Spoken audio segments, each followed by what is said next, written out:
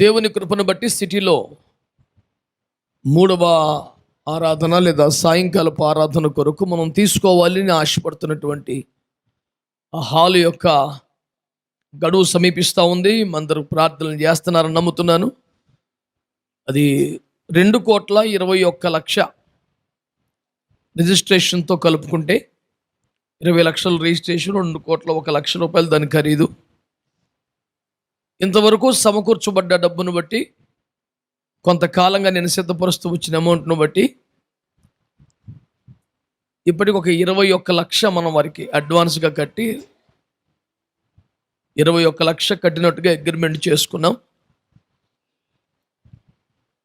October 30వ తారీఖు కల్లా కనీసం ఇంకొక 50 లక్షల రూపాయలు కడితే మిగతా 1,50,00,000 ఏదైనా బ్యాంకు లోన్ ఇస్తుందనేది ఒక ఆశ, ప్రయత్నం.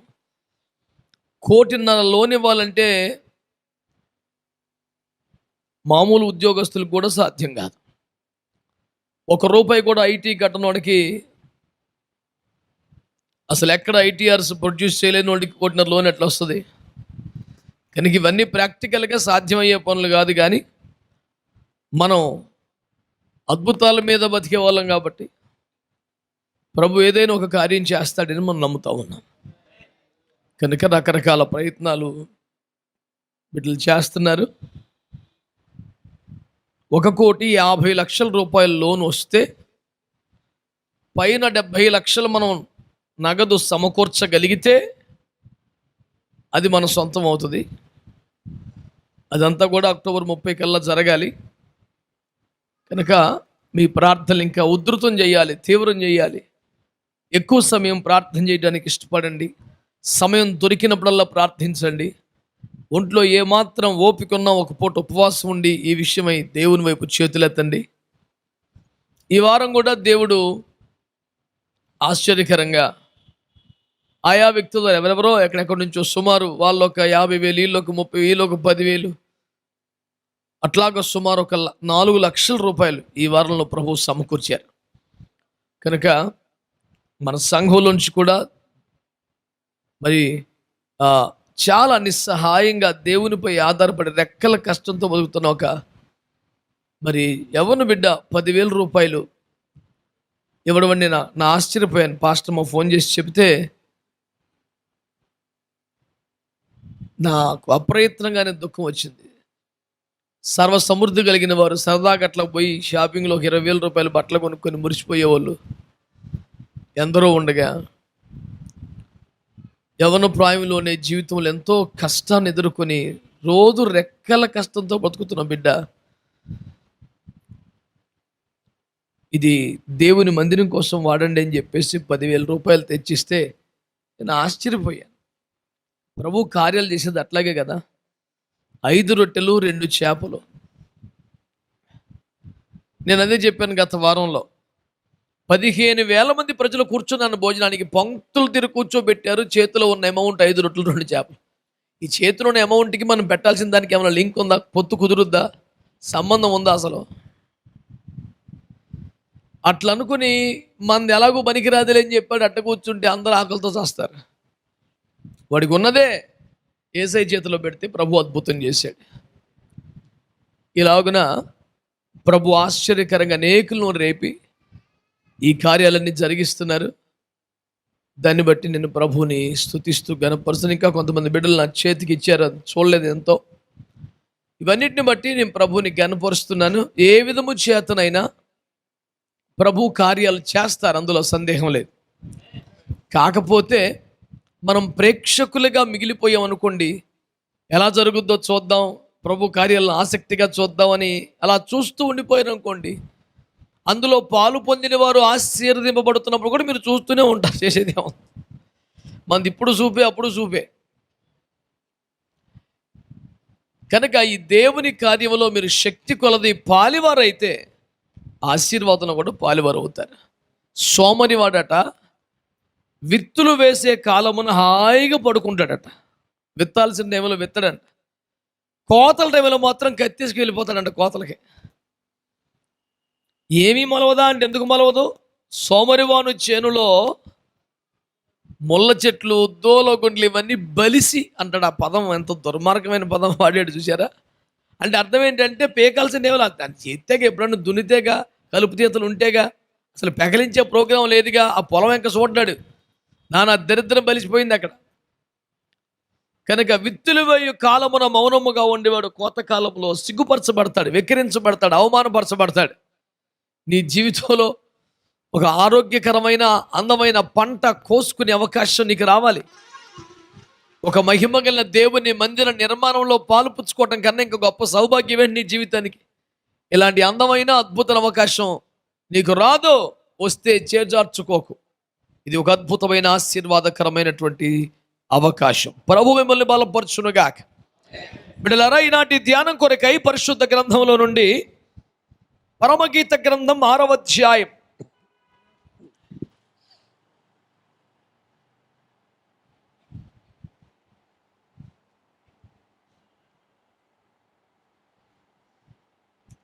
పరమగీత గ్రంథం 6వ అధ్యాయం 10వ వచనం. సంధ్యారాగము చూపట్టుచు చంద్రబింబమంత అందము గలదై, సూర్యుని అంత స్వచ్ఛమును కళలను గలదై, వ్యూహిత సైన్య సమభీకర రూపిణియునగు ఈమె ఎవరు? ప్రేమ కలిగిన మా మహాపరిశుద్ధ తండ్రి, ప్రాణాత్మ దేహములతో మీకు లొంగిపోతుండగా తమనే ప్రకటించు వారిగా, గ్రహింప చేయువారిగా, ఒప్పింప చేయువారిగా మీ ఆత్మచేత క్రియ జరిగించమని ప్రాధేయపడుతూ మీకు లొంగిపోతున్నాం. ప్రాణాత్మ దేహాలతో సమర్పించుకొని చుండగా ప్రియ పరిశుద్ధాత్మ దేవుడా, ప్రకటించు వారిగా, గ్రహింప చేయువారిగా, ఒప్పింప చేయువారిగా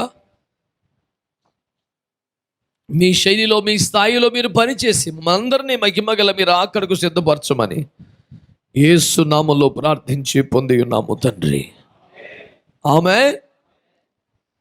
ప్రభువునందు ప్రియులారా, ఈ దినాన మనతో పాటు మన హైదరాబాద్ బెరాక అపోస్తలిక్ చర్చ్ పాస్టర్ గారు తన కుటుంబంతో మన మధ్యలో ఉండడం చాలా సంతోషకరం.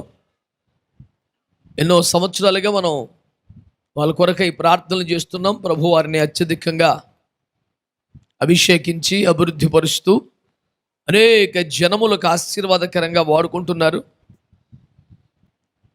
ఇలా అనేక ప్రాంతాలకి ఆశీర్వాదకరంగా వాడబడుతున్న ఒక దైవజనుడు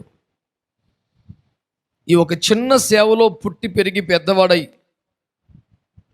ఈ స్థాయిలో దీవెనకరంగా ఉన్నాడు అని సాక్ష్యం ఇచ్చుట ఎంతో సంతోషకరం, ఎంతో ఆశీర్వాదకరమైనటువంటి సంగతి. బిడ్డలారా, మొన్న ప్రసంగంలో మాట్లాడుతూ నేను అదే అన్నాను, ఇంతమందిని సంఘముగా కలిగి ఉన్న నీవు ఎంతమందిని సేవకులుగా చేయగలిగావు అని. ఈ భూమి మీద మరి మనుష్య సంతతి ఆదాము మొదలుకొని ఈ రోజు వరకు నడుస్తోంది అంటే పునరుత్పత్తి చేయగల సామర్థ్యం వారు ఉన్నందువలనే కదా. లేకపోతే ఈ మానవ చక్రం ఏనాడో ఆగేది కదా. మరి సంఘం కూడా ఈ చక్రం సాగాలంటే కేవలం ఆశీర్వాదాలు పొందేవారు సంఘ సభ్యులు కాదు, మరలా ఆత్మలను కనేవారు తయారవ్వాలి కదా. అందుకనే సేవకుని యొక్క ఖరీదైనటువంటి గురిలలో ఒక గురి సేవకులను తయారు చేయటం. అందుకనే మన గృహాన్ని ఎప్పుడు కూడా it cannot be a pastorate as collectorate and all, it's a faith home. ఇది ఒక పాస్టర్స్ బంగ్లా కాదు, ఇది ఒక విశ్వాస గృహం. ఇందులో అబ్రహాము ఇంటిలోని వలె సైనికులు తయారవ్వాలి, యుద్ధములు చేయాలి, రాజులనే విడిపించాలి, కుటుంబాలను రక్షించాలి. అలాంటి యోధులు ఇక్కడ తయారవ్వాలి. అలాంటి సైనికులలో ఒకడు సహోదరుడు మాణిక్యం అని చెప్పడానికి నేను సంతోషపడుతున్నాను. వారి సేవలో ఎన్నో పోరాటాలు ఉన్నాయి, వారి కుటుంబంలో ఎన్నో సమస్యలు ఉన్నాయి. సమస్యలు లేనిది, పోరాటం లేనిది సేవ కాదు కదా. వాటన్నిటిలో దేవుని ఎదుట నిర్దోషులుగా నిలబడగలిగిన ఒక ఆశీర్వాదకరమైన స్థితిలో వారు ఉండాలని నేను ప్రార్థన చేస్తున్నాను. హల్లెలూయా. సంఘపక్షంగా, కుటుంబంగా మేము సంఘం మీ వెనక ఉన్నామని మరోసారి ధైర్యంగా యేసుక్రీస్తు నామములో ప్రకటిస్తున్నాను. దేవునికి మహిమ కలుగునుగాక. గతించిన వారంలో నార్త్ ఇండియా, ఉత్తరప్రదేశ్లో ప్రసంగికుడిగా పిలువబడి హిందీలోనే ప్రసంగాలు చేసి గంగా నదిలో 46 మందికి బాప్తిస్మాలు ఇచ్చి ఆశీర్వాదకరమైన పరిచర్య చేసి ఈ వారం తన సంఘంలో ఉండాల్సిందే కానీ ఉండిపోనన్న ఈ వారానికంటే మన దగ్గర ఉండిపోయాడు. దేవునికి స్తోత్రం. ప్రభు తనను వాడుకుంటున్న విధానాన్ని బట్టి మనందరం దేవుని మహింపడతాం. ఎట్లాగా? Praise the Lord. Hallelujah. It's a very small beginning. There is lot more to go. Still there is a big way. Amen. A long way. You must go forth with Jesus Christ ahead. We will surely back you up. God bless you, Nana. ఇక్కడ pastor ఉంది, ఆమె కూడా వందనాలు. ప్రభు నిన్ను వాడుకోవాలి, ప్రభు నిన్ను దీవించునుగాక. వీళ్ళందరికీ తల్లిగారు ఉన్నారు అక్కడ. దేవునికి స్తోత్రం. ప్రభు మీకు ఇచ్చిన ఆయుష్ కాలం అంతా ఆరోగ్యంగా సాగిపోవాలి. హల్లెలూయా. దేవునికి మహిమ కలుగునుగాక. ఈనాడు మనము దేవుని వాక్యాన్ని ఆలోచన చేయగలిగితే పరమగీత గ్రంథం 6వ అధ్యాయం 10వ వచనం నుండి గత 2-3 వారాలుగా మనము ధ్యానం చేస్తున్నాం. గత వారములో సూర్యుని అంత స్వచ్ఛత, చంద్రుని అంత అందం కలబోసినటువంటి సమ్మిళితమైన అందమైనటువంటి వ్యవహారమే సంఘమని, ఆ సమపాలలో ఏకకాలములో ఉండాల్సిన ఆ విభిన్న ఐక్యతల గురించి గత వారం మనము ధ్యానం చేసాం. అది 2వ రాకడ క్వాలిటీ అని మనం చెప్పుకున్నాం. అసలు మొత్తం ధ్యానం యొక్క ముఖ్యోద్దేశమే రాకడ సిద్ధపాటు. పరమగీత గ్రంథములో వచనం బై వచనం మనం స్టడీ చేయటం వల్ల పరమగీత గ్రంథములో ప్రస్తావించబడిన సంఘము యొక్క 2వ రాకడ అర్హతలను మనము ధ్యానం చేస్తున్నాం. అందులో భాగంగా ఈ పూట దేవుడు సంఘమును పొగుడుతున్నాడేమని? వ్యూహిత సైన్య సమభీకర రూపిణి అంటూ దేవుడు సంఘాన్ని ప్రశంసలతో ముంచెత్తుతున్నాడు. ఒక మంచి స్తోత్రం చెప్పండి బిడ్డలారా. వ్యూహిత సైన్యం అనండి గట్టిగా. అంటే ఏమిటి అర్థం? ఒక మంచి వ్యూహం కలిగిన సైన్యం. బిడ్డలారా, మీరందరూ పరిశీలించాల్సిన మాట ఏమిటంటే, దేవుని సంఘం ఒక సైన్యమని ఎన్నోసార్లు మనం చెప్పుకున్నాం. ఈ 6వ అధ్యాయం 10వ వచనంలో మాత్రమే కాదు, 4వ వచనంలో కూడా నీవు టెక్కెములనెత్తిన సైన్యము వలె భయము పుట్టించు దానవు అని మాట్లాడాడు. అలాగే హెబ్రీ పత్రిక 2వ వచనములో మన విశ్వాసమునకు కర్త అనే చోట నెత్తి మీద అంకేసి ఫుట్నోట్లు ఏమి రాశాడంటే విశ్వాసమునకు సేనాధిపతి అని రాశాడు. యేసు ప్రభు మనకు సేనాధిపతి అయితే మనం ఆయన సైన్యమే కదా. అక్కడ గమనించాల్సిన పాఠం అదొకటి.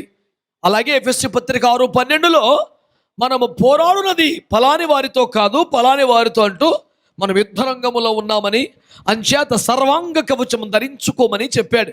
క్రైస్తవ జీవితమే పోరాటాల మయమని చెప్పడానికి సంకేతంగా పరిశుద్ధ గ్రంథమైన బైబిల్లో దేవుడు తనను గురించి తాను ఎన్నో రకాలుగా పరిచయం చేసుకున్నప్పటికీ అత్యధికమైన సార్లు సైన్యములకు అధిపతికి యెహోవా అని పరిచయం చేసుకున్నాడు. సైన్యములని చెప్పటంలో ఒక సైన్యం పరలోకములో ఉంది, మరొక సైన్యం భూలోకములో ఉన్న దేవుని సంఘమే అని మనము జ్ఞాపకం చేసుకోవాలా. మనము దేవుని సైన్యమై ఉన్నాం. అందుచేతనే దేవుని బిడ్డలారా, మీరు వాక్యములో పరిశీలన చేస్తే 400 సంవత్సరాలు ఐగుప్తు దేశములో ఎన్నో బాధలు పడి, శ్రమలు పడి, ఒకనొక శుభదినమున విడుదల పొందుతున్న సమయంలో దేవుడు వారిని ఏమన్నాడంటే, మీరు యుద్ధ సన్నద్ధులై బయలుదేరండి అన్నాడు. ఐగుప్తును వదిలేప్పుడు యుద్ధ సన్నద్ధులై బయలుదేరమన్నాడు. యోర్దాను దాటిన తర్వాత దాటాల్సిన సమయంలో కూడా సంఖ్య 32లో మీరు యుద్ధ సన్నద్ధులై బయలుదేరమన్నాడు. క్రైస్తవ జీవితపు ఆద్యంతములు పోరాటమే, యుద్ధము చేయవలసిన వారమే. అందుకనే 144వ కీర్తనలో ఆయన రెక్కల కింద మనం వస్తే ఆశ్రయం పొందిన తర్వాత ఆయన మన చేతులకు యుద్ధమును, వ్రేళ్లకు పోరాటమును నేర్పుతాడు అని కదా రాశాడు. మనం రెక్కల కింద ఆశ్రయము నుంచి వచ్చిందే పోరాడలేక కదా, ఇక పరిగెత్తలేక కదా, మన వల్ల కాదని కదా. అంతగా యుద్ధము చేయటానికి కాదు, శత్రువు చేతులను తప్పించుకొని పారిపోవటం కూడా శక్తి లేక, దిక్కు లేక ఆయన రెక్కల కింద చేరిన బలహీనులైన మనల్ని ఆయన సైనికులుగా మార్చుకొరుతున్నాడు. మన చేతులకు యుద్ధము నేర్పి, మన వ్రేళ్లకు పోరాటము నేర్పి, మన ద్వారా తన నామమునకు మహిమవచ్చు విజయములను అందించుటకు మన దేవుడు సిద్ధముగా ఉన్నందుకు స్తోత్రం చెప్పండి. హల్లెలూయా. దేవుని సంగమ, దేవుని ప్రజలారా, మీరు ఇప్పుడు గమనించగలిగితే ఇది ఒక సైన్యమే. కాకపోతే దానికి ఒక విశేషణం ఉన్నది. ఆ విశేషణం ఏమనగా అది వ్యూహిత సైన్యం. అనండి అనండి. అంటే ఒక వ్యూహము కలిగిన, వ్యూహముతో పనిచేసే, గుడ్డిగా బలంతో విరుచుకుపడిపోయే వ్యవహారం కాదు. అడ్డగోలుగేలు కలబడిపోయే పద్ధతి కాదు. గుడ్డెద్దు చేలో పడ్డట్టు కాదు. ఏదో తనకున్న బలాన్ని బట్టి, తనకున్న ఆయుధాలను బట్టి విరుచుకుపడిపోవటం కాదు. నేను మరో విధంగా చెప్పాలంటే, సంఘము బలముంది కదా అని పడిపోవటం కాదు, ఒక వ్యూహముతో ముందుకెళ్ళటం. దీన్ని అందంగా చెప్పాలంటే, దేవుని సంఘం అనే సైన్యం యొక్క అసలైన బలం దాని యొక్క వ్యూహమే. ఆమేనండి. నేను అంటాను, the very strategy is the secret of the strength of the church. సంఘం యొక్క బలానికి ఉన్న రహస్యం ఏంటి తెలుసా? దాని యొక్క వ్యూహం. ఏ సంఘానికైతే, ఏ సైన్యానికైతే ఒక వ్యూహం లేదో, ఒక స్ట్రాటజీ లేదో, గుడ్డిగా వెళ్ళి పడిపోవటమే, ఆ రకమైనటువంటి క్రైస్తవులకైతే ఎలాంటి విజయాలు నమోదు చేసే అవకాశం ఉండదు. ఈరోజు జ్ఞాపకం చేస్తున్నాను, జీవమగల దేవుని సంఘం అంటే రోగాలు వస్తే వెళ్ళి హాస్పిటలా, దయ్యాలు పడితే బాగు చేయించుకునే విడుదల కేంద్రమా? దేవుని సంఘం మీద నీకున్న అవగాహన ఏంటి? దేవుని బిడ్డలారా, శరీరం అన్నాక పోరాటాలు రావా, సమస్యలు రావా? అది పెద్ద పాయింట్ కాదు మనకి. తిన్నా తినకపోయినా, ఉన్నా లేకపోయినా, దేవుని బిడ్డలారా, మనము చేయవలసినటువంటి పోరాటం ఒకటి ఉన్నది. ఈ లోకములో బలమైన దేవుని రాజ్యాన్ని స్థాపించాలి. ఒకటి రాజ్యం ఉన్నప్పుడు దానికి ఒక రాజు ఉంటాడు, అతనికి ఒక సైన్యం ఉంటుంది, ఈ వ్యవహారం అంతా ఉంటుంది.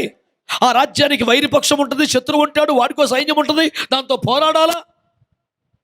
రాజ్యం అనగానే రాజ్యాన్ని కాపాడుకోవాలి, రాజ్యాన్ని విస్తరించుకోవాలి, శత్రువుని బలహీనపరచాలి, మన రాజ్యాన్ని పెంచుకోవాలి. అదంతా కలిస్తారుగా దేవుని రాజ్యం. మనమే దేవుని రాజ్యం, మనము దేవుని రాజ్యంలో ఉన్నాం. ఇలాంటి సండే స్కూల్ పదాలతో మరిచిపోవటం కాదు. ఆ రాజ్యమును కాపాడుకొనుట, ఆ రాజ్యమును విస్తరించుట ఒక సైనికుడిగా నీ బాధ్యత కాదా? మరి కేవలం బాధ్యత ఉంటే సరిపోద్దా? కేవలం బలం ఉంటే సరిపోద్దా? ఆయుధాలు సమకూర్చుకుంటే సరిపోద్దా? సంఘానికి అసలు కీలకమైంది వ్యూహంగా. ఒక వ్యూహం లేకుండా అడ్డగోలు వెళ్ళిపోతే ఏం ప్రయోజనం? మరి సంఘాన్ని ఒక ఆశీర్వాదాల కేంద్రంగా, ఏమండి, మిడ్ డే మీల్స్ పెట్టే మధ్యాహ్న భోజన పథకం స్కూల్ లాగా, తుఫాను బదులకి ఇచ్చే షెల్టర్ లాగా, శ్రమలో ఉన్నావా, బాధలు ఉన్నావా, కరువులో ఉన్నావా, అప్పులా, రండి, దేవుడు మిమ్మల్ని ఆశీర్వదిస్తాడు. ఎంతసేపు ఇదే పోగిపెడితే, ఒరే నువ్వు ఒక సైనికుడురా, నీ సేవలో ఒక దేవుని రాజ్యానికి అవసరం అవుతాయి బాబు, నువ్వు దేవుని కొరకు పోరాడాలైనా, ఇదిగో ఆయుధాలు, ఇదిగో వ్యూహం, ఇతడు శత్రువు, ఇది నీ పోరాట పంథ. దైవజనుడు అనేవాడు, కాపరి అనేవాడు విశ్వాసులను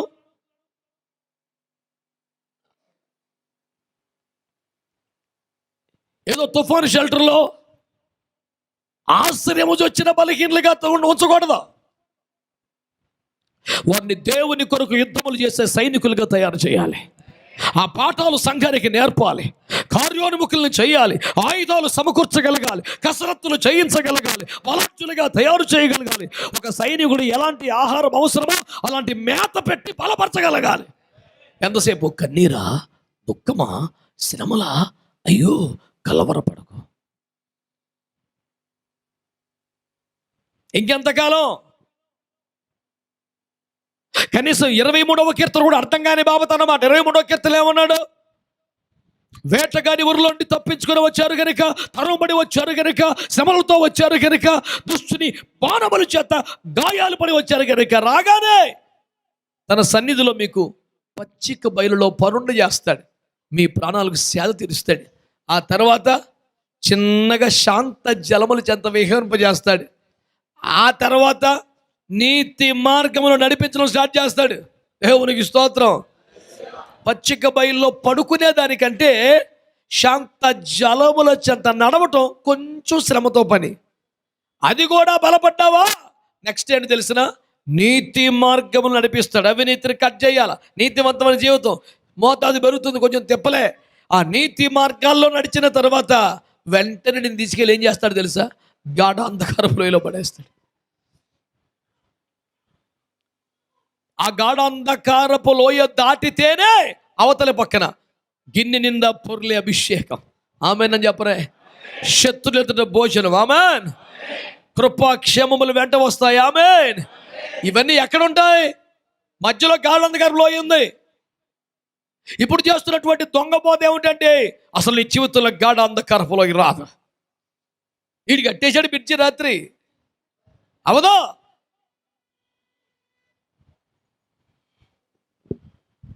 గాఢాంధకారపు లోయలో నువ్వు ప్రవేశించడం అంటే నీ కాపరి ఫెయిల్ అవ్వడం కాదు, నీ దేవుడు ఓడిపోవటం కాదు.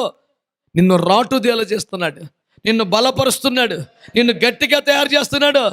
శత్రువు ఎదుట భోజనం చేసేలా, గిన్నె నిండా అభిషేకమును పొందేలా, చిరకాలమైన మందిరములో నివాసం చేసేలా నిన్ను తయారు చేస్తున్నాడు.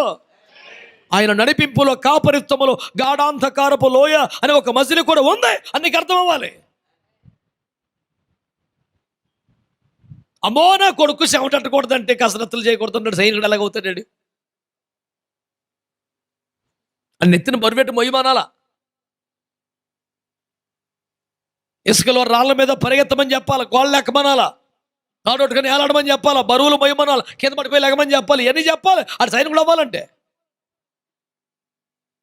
అమ్మో నా కొడుకు చెమటడితే నేను చూడలేనంటే అని రోజుకి స్టోడిగా మంచంలో ఒక స్థూలకాయుడిగా కదలలేనివాడిగానే చూడాలి. అప్పుడు నువ్వు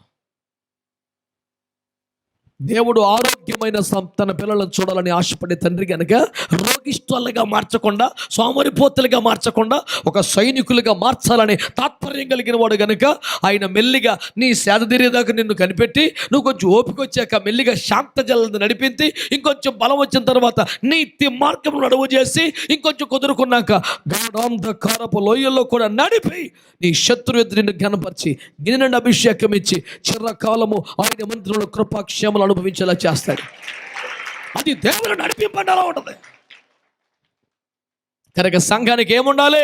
ఒక వ్యూహం ఉండాలి. ఎందుకంటే అది ఒక సైన్యం. సంఘం అంటే ఒక రాజకీయ పార్టీ కాదు, కుల సంఘం లాంటిది, కార్మిక సంఘం లాంటిది కాదు. ఇది దేవుని యుద్ధములు జరిగించే సైన్యం. ఆమేన్. ఇది ఒక బలమైన సైన్యం. ఇలాంటి సైన్యానికి అసలు బలం ఏమంటున్నాను? వ్యూహమే అసలు బలం. వ్యూహం లేకపోతే శత్రుడు నీకంటే బలహీనుడైనా వాడి కొన్ని వ్యూహాన్ని బట్టి నిన్ను బోల్తా కొట్టిస్తాడు. వ్యూహం ఇంపార్టెంట్. కనుక వ్యక్తిగతంగా నీ సేవకు, నీ జీవితానికి, నీ ఆధ్యాత్మిక వ్యవస్థకి, నీ వ్యక్తిగత జీవనానికి చక్కని ఆలోచన చెప్పి వ్యూహాన్ని ఇచ్చి శత్రుపై పై చేయి సాధించినట్లుగా దేవుడు నిన్ను చేస్తాడు, నేను జయం అనుగ్రహిస్తాడు. కాకపోతే సార్వత్రికంగా, సామూహికంగా, యూనివర్సల్గా కూడా దేవుడు మనకు కొన్ని వ్యూహాలు ఇస్తాడు. ఈ పూట దేవుని సంఘం కామన్గా, జనరల్గా ఈ లోకములో కలిగి ఉండే కొన్ని వ్యూహాలను నేను మీకు జ్ఞాపకం చేస్తాను. ఇది వ్యక్తిగతంగా నీవున్న సిచ్యుయేషన్లో పర్సనల్ లైఫ్కి ఎట్లా అప్లై అవుతుంది నేను చెప్పలేను, కానీ నేను చెప్తున్న మాట విను. ఇది సంఘం, దేవుని సైన్యం అనబడుతున్న సంఘానికి సార్వత్రికంగా, సాధారణంగా దేవుడు బైబిల్ గ్రంథములో బయలుపరిచిన ఒక వ్యూహము. దాన్ని జాగ్రత్తగా నువ్వు అధ్యయనం చేయాలా, వాటిని పట్టుకోవాలా. గుర్తుపట్టండి, నేనే దేవుని సంఘం అంటే నేను దేవుని సైన్యం, నేను ఒక సైనికుడిని, నేను ఒక పోరాటం చేయాలి, దేవుని రాజ్యములో నేను వాడబడాలి, దేవుని రాజ్యాన్ని విస్తరించాలా, శత్రు సామ్రాజ్యాన్ని కోల్చాలా. ఇంతటి మహాభీకర పోరాటానికి నాకంటూ ఒక వ్యూహం ఉండాలి. ఆమేన్. సాధారణంగా దేవుడు తన పిల్లలకి ఇచ్చినటువంటి శత్రువుపై ఆధిపత్యాన్ని సాధించడానికి తన ప్రజలకు ఇచ్చిన వ్యూహాలు బైబిల్ గ్రంథంలో రాయబడి ఉన్నాయి. నేను విశ్వాసులకేమి, సేవకులకేమి అందరూ కూడా దీన్ని నేర్చుకొని పాటించాల్సిన, అప్లై చేయాల్సిన స్ట్రాటజీ ఇది. దీన్ని గమనించుకొని మీరు పాటించి మేలు పొందాలని ఒక ఆశతో ఈ ఉపదేశం మీ దగ్గర తీసుకొచ్చాను. దేవునికి స్తోత్రం కలుగునుగా. వినువాళ్ళందరికీ ఇది ఆశీర్వాదకరంగా ప్రభువు మార్చునుగాక. విశ్వాసంతో చెప్పండి, అందరి చేతులెత్తి ఆమేన్. హల్లెలూయా. ప్రభునందు మిక్కిలి ప్రియమైన దేవుని బిడ్డలారా, ఈ వ్యూహాన్ని ఒక 4-5 మాటలు చెప్తాను. ఒక్కొక్క సందర్భంలో ఒక్కొక్క వ్యూహం అప్లై అవుతుంది. ఇదే ఒక పర్మనెంట్ ఫార్ములా అని ఏడబడుతుంది, ఇదే సిస్టమ్ అని మొదలు పెట్టకండి. పరిశుద్ధాత్మను వివేచన అనుగ్రహించి ఆయా దినములలో ఆయా కాలాలలో మన పితరులైన వారికి ఎలాగో వ్యూహాలు ఇచ్చాడో అట్లాగే మనకు కూడా వ్యూహాన్ని బయలుపరుస్తాడు. ఆమేన్. సమయోచితమైన కృప దేవుడు ఇస్తాడు. బైబిల్ గ్రంథములో వ్రాయబడి ఉన్న కొన్ని సంఘటనలలో ఎలాగో దేవుడు తన సైన్యంని వ్యూహపరిచాడో మీకు తెలియజేసే కొన్ని విషయాలు జ్ఞాపకం చేస్తున్నాను. శ్రద్ధగా వినండి. మొదటి వ్యూహం త్వరగా మీరు గమనించండి, చూడండి, బైబిల్లో చదవండి, ఏకీపించండి, అవుననండి, ఆమేననండి. ముందుకు సాగుదాం. యాకోబు పత్రిక 5వ అధ్యాయం. యాకోబు పత్రిక 5వ అధ్యాయం 17వ వచనం. ఏలియా మన వంటి స్వభావం గల మనుషుడే. వర్షింపకుండునట్లు అతడు ఆసక్తితో ప్రార్థన చేయగా 3.5 సంవత్సరముల వరకు భూమి మీద వర్షింపలేదు. అతడు మరలా ప్రార్థన చేయగా ఆకాశము వర్షం ఇచ్చెను, భూమి తన ఫలము ఇచ్చెను. దేవునికి ఒక మంచి స్తోత్రం చెప్తారండి. అయ్యో అయ్యో అయ్యో అయ్యో, చాలా బిజీగా ఉన్నారు. ఇంకా ప్రజలందరూ చెప్పాలి గట్టిగా. బిడ్డలారా, మీరు గమనించాల్సిన మాట ఏమిటంటే, దైవజనుడైన ఏలియా, ఎవరన్నా ఆయన పేరు చెప్పండి. ఎవరైనా? ఆ దైవజనుడు అన్న పదం మీకు బద్ధకం అయిపోయిందా? బాగా బరువు అయిపోతున్నారు బాబు కొడుకి. కొంచెం ఓపిక చేసుకోండి అమ్మా, పర్లేదు. బాగా అలిసిపోయినట్టున్నారు భక్తులు. చెప్పండి, ఎవరండి ఆయన? బాగుపడే పాయింట్ అది. దేవునికి స్తోత్రం. శ్రద్ధగా వినండి బిడ్డలారా. ఆ దైవజనుడైన ఏలియాను గురించి దేవుడు రాజుల గ్రంథములో మనం చూస్తాం. యాకోబు అనే అపోస్తలుడు ద్వారా ఈ మాట మనకు జ్ఞాపకం చేశాడు. ఆ కాలంలో నా ముఖం చూస్తూ వింటే మీకు తెగ రాసేస్తారు. ఎందుకంటే బాబు చూడండి, ఇలాగా విలేకరులను ఓడించడానికి జీవితాశయం పెట్టుకున్నారు. ఆ దినాల్లో పరిస్థితి ఎలా ఉందంటేనండి, దైవజనుడిని ఏలియా రోషం కలిగి అద్భుతాలతో బీభత్సంగా వాడబడుతున్నాడు. అయినా తను ఒక్కడే ఆ భారంతో, ఆ మంటతో, అభిషేకంతో, ఆ రేంజ్లో వాడబడేవారు అక్కడ ఎవరు లేరు. ఒక్కడే. యెహోవా కొరకు రోషము కలిగిన వాడు ఒక్కడే. కానీ బయలు అనే దేవుణ్ణి ఆరాధించే వాళ్ళు లక్షలాది మంది ఉన్నారు. వాళ్ళకి పూజారులు కూడా సుమారు 450 మంది ఉన్నారు. ఆనాటి ఆహాబు ప్రభుత్వం రాని యెజబెలు ఆసక్తిని బట్టి ఆ పూజారులకు జీతాలు ఇస్తూ, వారికి బహుమానాలు ఇస్తూ, వారికి రకరకాల ప్రోత్సాహాలు ఇస్తూ, విగ్రహ ఆరాధనని ప్రమోట్ చేస్తూ, యెహోవా దేవుడేం కాదు, బయలే సోపరు అని ప్రజలలో ఒక గందరగోళాన్ని తీసుకురావడానికి ప్రయాసపడింది. ఇలాంటి పరిస్థితుల్లో తాను ఒక్కడో, అవతల 450 ప్రభుత్వ సపోర్ట్ అట్టే ఉంది. ప్రభుత్వం అధికారికంగా డబ్బులిచ్చి ఆ యొక్క విగ్రహారాధనని ప్రోత్సహిస్తోంది. దేవుని ప్రజలు కొత్త గొప్ప ఉన్న ఎవరికి రోషం లేదు, ఎవడు ముందుకు రాడు, ఎవడింట్లో ప్రార్థన చేసుకుంటాడు. ఈ సమయంలో యెహోవా దేవుడు, ఆయన సృష్టికర్త, నిజమైన దేవుడు అని ఇతడు చేయించిన ప్రకటన అడవిగాచిన వెన్నెల అరణ్య రోదనగా మారిపోయింది. ఇక ఎవడో లొంగట్లా, మారట్లా, గ్రహించట్లా, అర్థం చేసుకోవట్లా. తడబాట్లో జనం ఉన్నారు. ఈ టైంలో ఇలా సుఖం లేదురా బాబు అని చెప్పేసి ఏం చేశాడు తెలిసిన? కొండ మీదకి వెళ్ళిపోయి మోకాలేసి ప్రార్థన చేసి, ప్రభువా ఒక్క చుక్క కూడా వర్షం పడకూడదు, ఆకాశాలు మూసే ప్రభు ప్రార్థన చేశాడు. స్తోత్రం చెప్పండి. ఇంత దుర్మార్గంగా ఉంటుంది ఎక్కడైనా? అదే దైవజనుడు అండి, అటు చేస్తాడా ప్రార్థన? మొన్న ఒక సహోదరుడు నా దగ్గర అబద్ధం ఆడాడు. చేసిన పని యథార్థంగా చెప్పలా. నేను దానికి మెసేజ్ పెట్టాను, నువ్వు ఇలా ఎందుకు చేసావు? ఇది అబద్ధం కదా, దైవజనుడిని మోసం చేయకూడదు కదా, నాకు విషయాన్ని దాచకూడదు కదా, నువ్వు ఇలా చేసి నాకు ఎందుకు చెప్పలేదు? నువ్వు దేవుడే నీకు బుద్ధి చెప్తాడు అని మెసేజ్ పెట్టాను. దానికి వాడు ఏం చేయాలి? పశ్చాత్తపడి కాళ్ళ మీద పడి ఏడ్చి ప్రభువా క్షమించమని ప్రభువుని అడగాలి కదా. వాడు ఇంకొకరి దగ్గరికి పోయి దైవజనుడి అనొచ్చా? దేవుడు నీకు బుద్ధి చెప్తాడంటే నన్ను శిక్షించాలనేగా దైవజనుడు అట్లా కోరుకోవచ్చా? ఆత్మీయ తండ్రి అట్లా అనొచ్చా? ఇప్పుడు మా కుటుంబంలో కష్టం వద్దని బాధ్యత ఎవడో?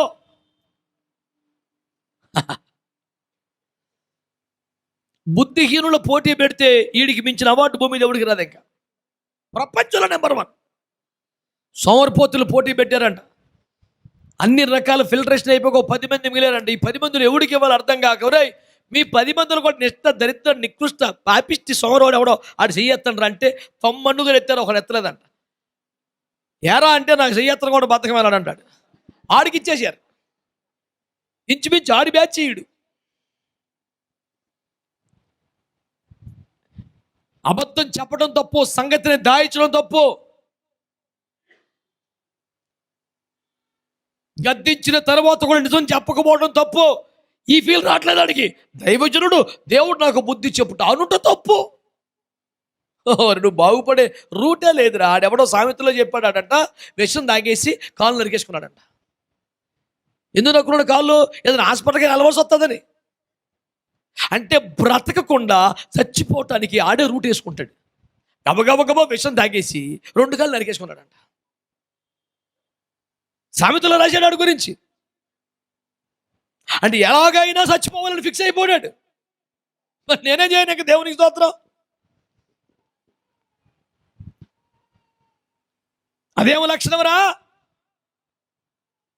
అయ్యో నిజమేనా, పొరపాటేనయ్యా, మీకు ఇలా చెప్పలేదు, నేను అబద్ధం చెప్పాను, సగం దాచిపెట్టాను, నాది పొరపాటే, నన్ను మన్నించడంటే దాసుడు తప్పుడు దండంతో సరి. ఆయన నమ్మదగిన వాడు రీతిమంతుడు కనుక ఒప్పుకొని విడిచిపెడితే పోతుంది. మళ్ళీ మెయింటెనెన్స్ అంటే పనికి మళ్ళీ మెయింటెనెన్స్.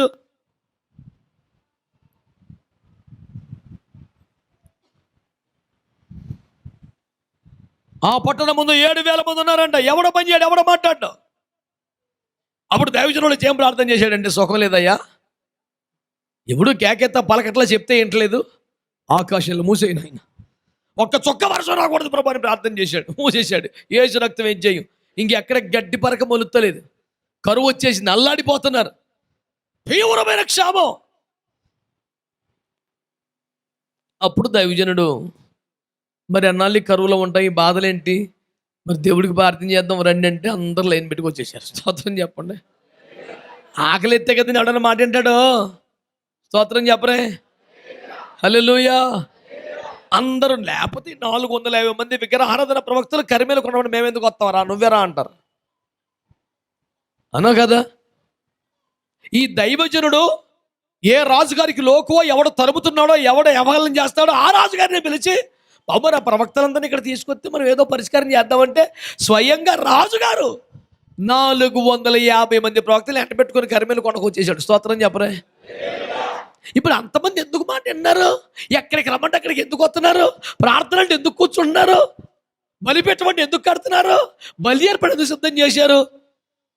కొంపలో ఎవడి పొయ్యిలో కూడా పిల్లలు ఎగుతలేదు. పొయ్యిలకి చాలా కాలం అయిపోయింది. పిల్లగాళ్ళు ఏడు చేస్తున్నారు, భార్యలు తిడుతున్నారు, ముసలోళ్ళు శాపనార్థాలు పెడుతున్నారు. బాబాయ్ దీనికి ఒక ముగింపు రావాలా, ఏదో ఒకట్రా బాబు ముందు తేల్చుకుందాం. నేను అంటున్నాను, కొంచెం కఠినంగా భాష వాడుతున్నాను, మరి మన్నించండి. కొవ్వు కరగపోతే ఎవడన్నమాట.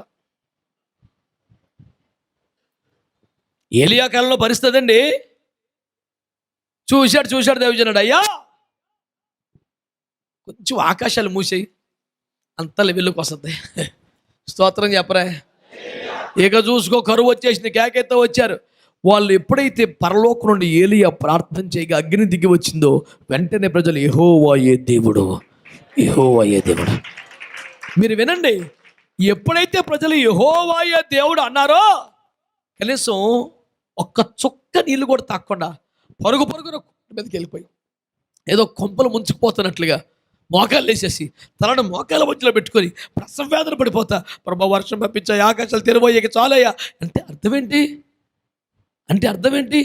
ప్రజలు కరువులో తను సంతోషంగా లేడు, ప్రజలు బాధపడ తనకి ఇష్టం లేదు, వాళ్ళకి సత్యం అర్థం అవ్వాలని, నిజదేవుడు ఎవడో తెలియాలని, ఆకాశం సృష్టికర్తవులు అర్థం అవ్వాలని, వాళ్ళ కొరకు వాళ్ళ కన్నులు తెరవడానికి కొంచెం శ్రమను అనుమతించమన్నాడు తప్ప వారు నశించిపోవటం ఆయనకి ఇష్టం కాదు, వారు కష్టపడటానికి ఇష్టం కాదు.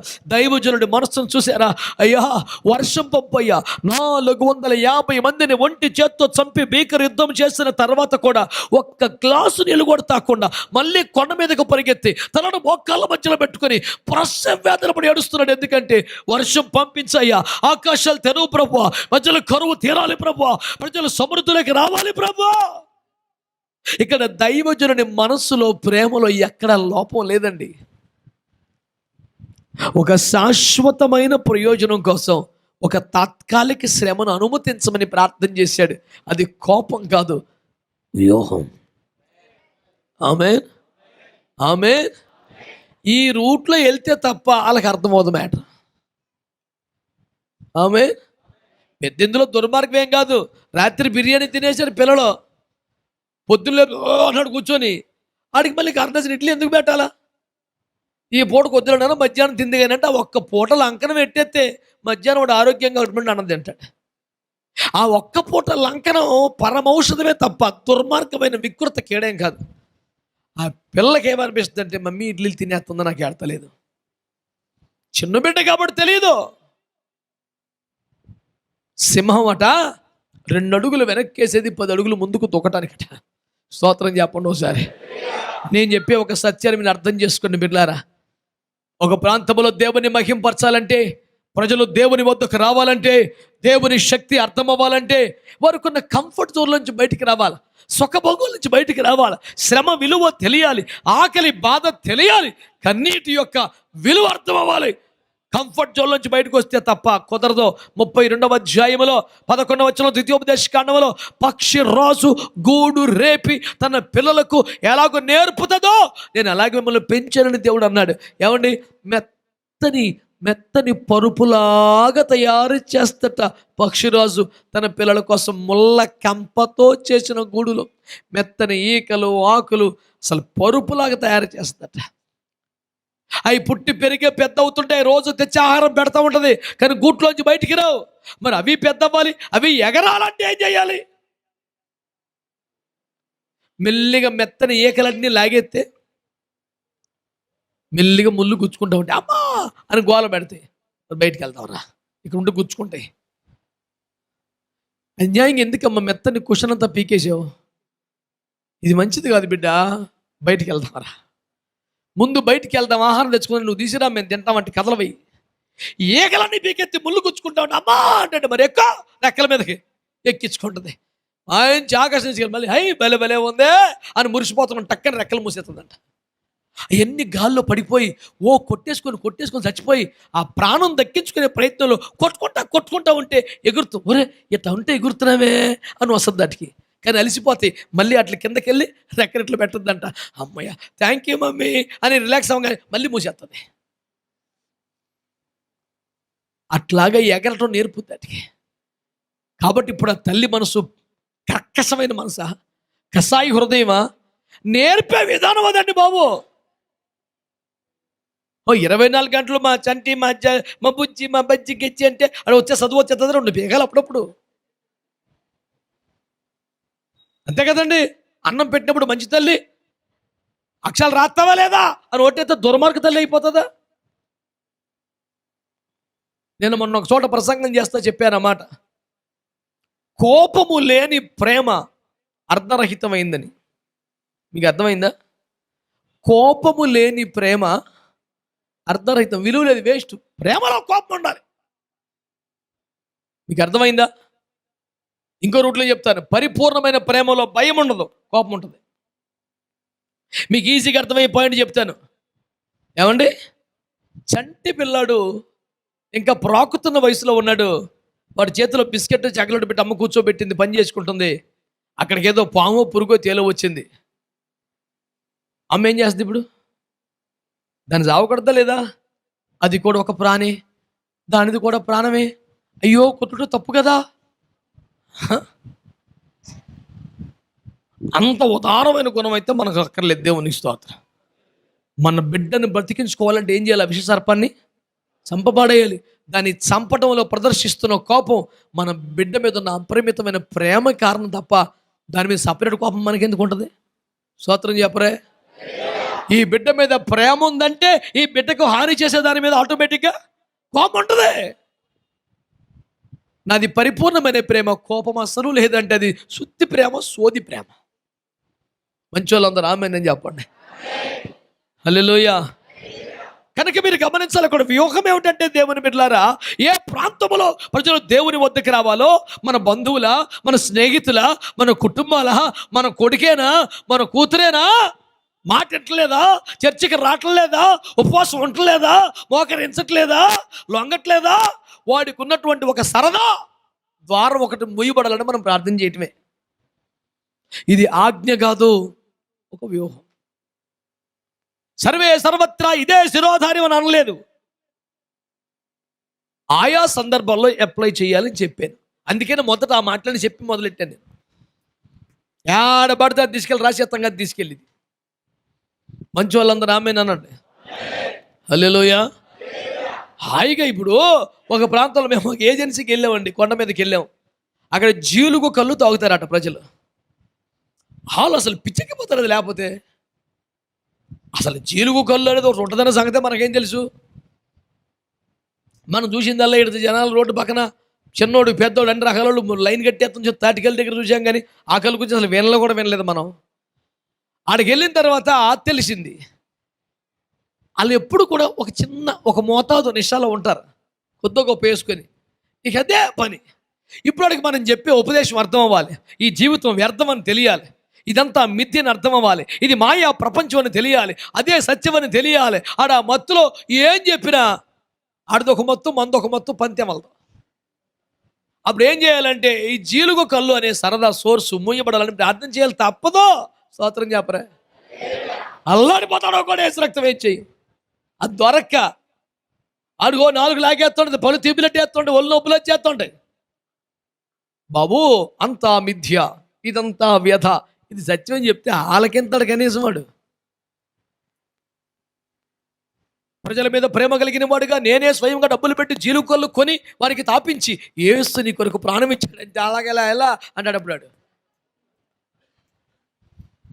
నేను అనేది ప్రజలను శ్రమ పెట్టాలని కాదు, ఆ ప్రాంతములో దేవుని మాటను అంగీకరించడానికి సరిపడా వాతావరణం ఏర్పడాలంటే, ఆ మార్పు రావాలంటే, ప్రజల సుఖభోగాల్లో విర్రవెగుతున్న పరిస్థితుల్లో కంఫర్ట్ జోన్లో కొంచెం మార్పు వస్తే తప్ప కూటమి అవ్వదు అక్కడ. స్తోత్రం చెప్పండి. నేను చెబుతున్నది క్రైస్తవ్య వ్యాప్తి కొరకు, మత ప్రచారం కోసం కాదు, జనాలు బాగుపడటానికి చెప్తున్నా. స్తోత్రం చెప్పండి. హల్లెలూయా. ఒక్కొక్క ప్రాంతంలో వ్యభిచార మత్తు ఉంది, మద్యపాన మత్తు ఉంది, వ్యసనాలు ఉన్నాయి, డ్రగ్స్ ఉన్నాయి. ఒక్కొక్కడు ఒక్కొక్క మత్తులో జోగుతున్నాడు.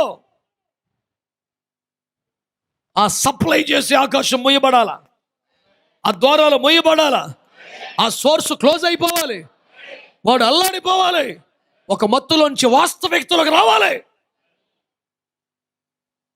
ప్రకటించబడుతున్న దేవుని మాటను వాడు అంగీకరించగలుగునట్లుగా, ఆలకించగలుగునట్లుగా అక్కడి వాతావరణంలో, ఆ ప్రాంతంలో ఒక మార్పు వచ్చుట, తెచ్చుట, దాని కొరకు తాత్కాలిక నశ్వర సోర్సెస్ మూయబడాలని కోరుట ఒక వ్యూహం. అది తప్పు కాదు. దేవునికి స్తోత్రం చెప్పండి గట్టిగా. హల్లెలూయా. హల్లెలూయా. హల్లెలూయా.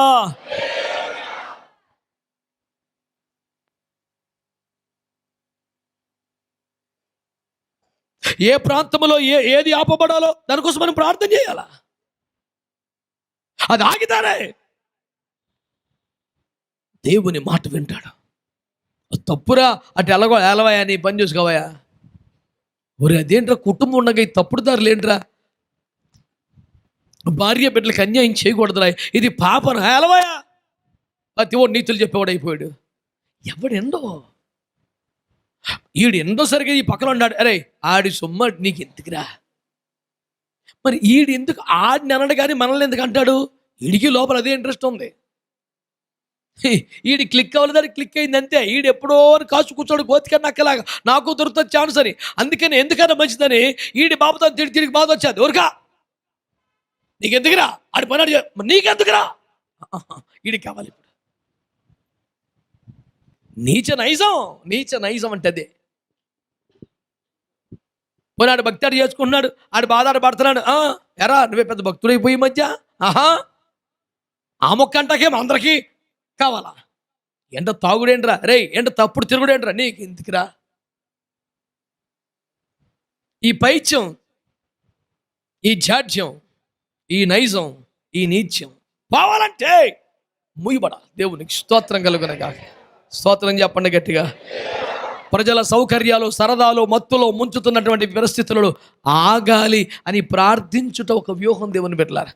అంతేగాని ఎక్కడ అడిగి ప్రభు ఆశీర్వించాలి ప్రభువా, వాళ్ళు సంతోషములు ఉండాలి ప్రభువా, ఆనంద సంతోషాలు మునిగి తేలాలి ప్రభువా, వాళ్ళకి ఏ కొరత ఉండకూడదు ప్రభువా, వారు సమృద్ధిలోకి రావాలి ప్రభువా, వాళ్ళు అడిగిలని మీరు దయచేయండి ప్రభువా, హృదయ వాంఛలు సిద్ధింపు చేయండి ప్రభువా, కోరికను సిద్ధింపు చేయండి ప్రభువా. ఆడికి ఎక్కడ మాట్లాడరా?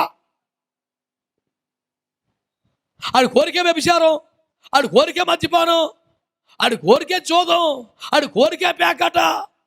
నువ్వు ఎక్కడ పడితే ఇక్కడికి వెళ్ళి ప్రభో ఆయన నీ హృదయవాంఛలు నీ మనసులో ఉన్నదని నెరవేరుస్తాడు. ఇప్పుడే కోరుకో, నీకేం కావాలో ఆడేం కోరుకుంటాడు ప్రభా. పేకాట్లో ఊరంతా సిత్సిత్తు కొడిపోవాలి, నేనే సంపాదించాలి ప్రభా. కడుపులో దైవ భయం ఉన్నవాడు కాదుగా, నీతివంతమైన మనిషి కాదుగా, వ్యసనానికి అలవాటు అయిపోయిన బలహీనుడు కదా, అడికి ఏం ప్రార్థన చేయాలి నువ్వు?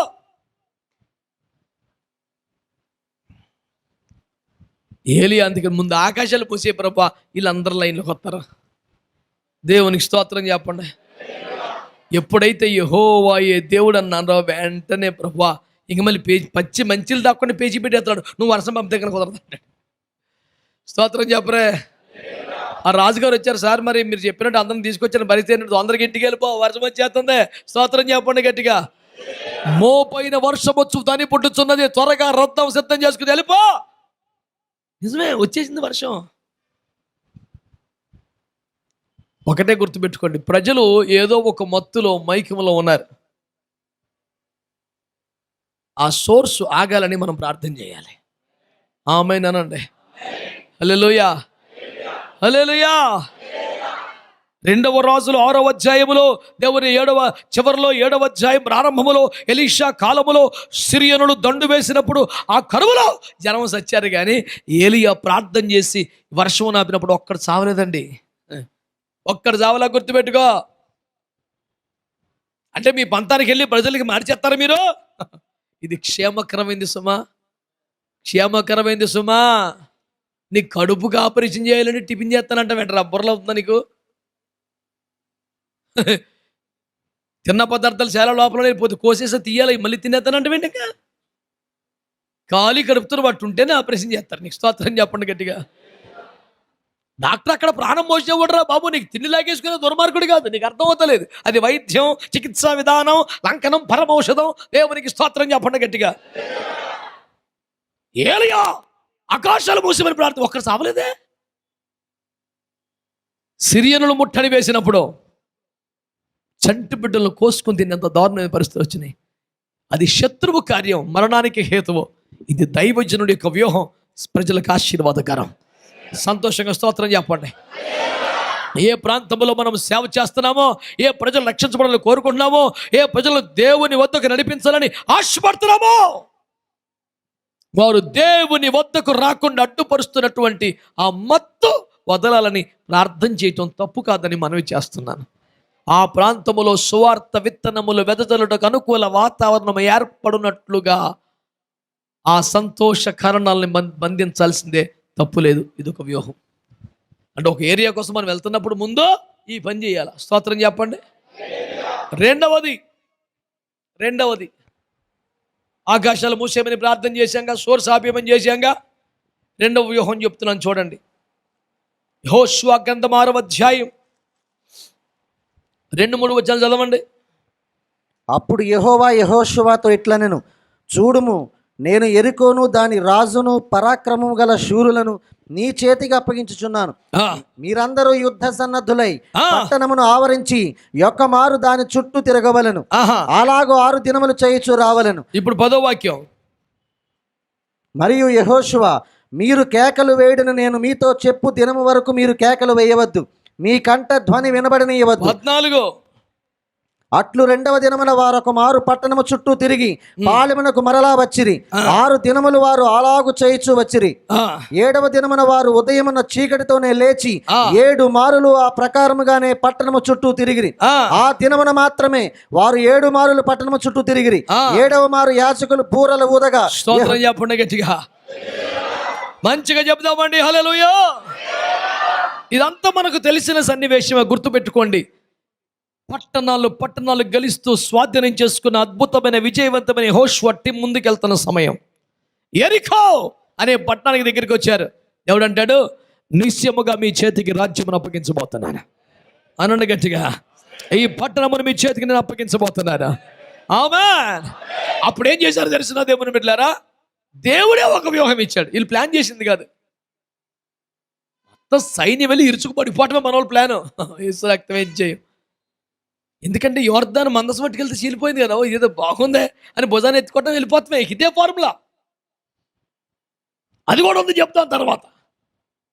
అప్పుడు ఏం చేశారంటే, మీరందరూ మౌనముగా యుద్ధ సన్నద్ధులు అవ్వండి, ఎవ్వడు మాట్లాడద్దు, నిశ్శబ్దంగా ఆ పట్టణము చుట్టూ తిరిగి ఇంటికి వచ్చి 2వ రోజు, 3వ రోజు, 5వ రోజు, 6వ రోజు అలాగ తిరగండి. మారు మాట్లాడద్దు, సైలెంట్గా తిరగండి. 7వ రోజు 7 సార్లు తిరగండి. ఒక్కసారిగా బూరలు వదగానే కేకలు వేయండి, పట్టణం కూలిపోతుంది, మొత్తం ప్రాకారం పడిపోతుంది అన్నాడు. స్తోత్రం చెప్పరే. యెరికో ప్రాకారాన్ని కోల్చడానికి ఆ గోడల చుట్టూ తిరగమంటే, మనం ఒకడు ఆలయ ప్రతి చుట్టూ చేయమంటే గుడి చుట్టూ తిరిగేస్తాను. ఊరికి నువ్వు పడగొట్టేది వింటారు బాబు, గుండెకి అర్థం అన్నది.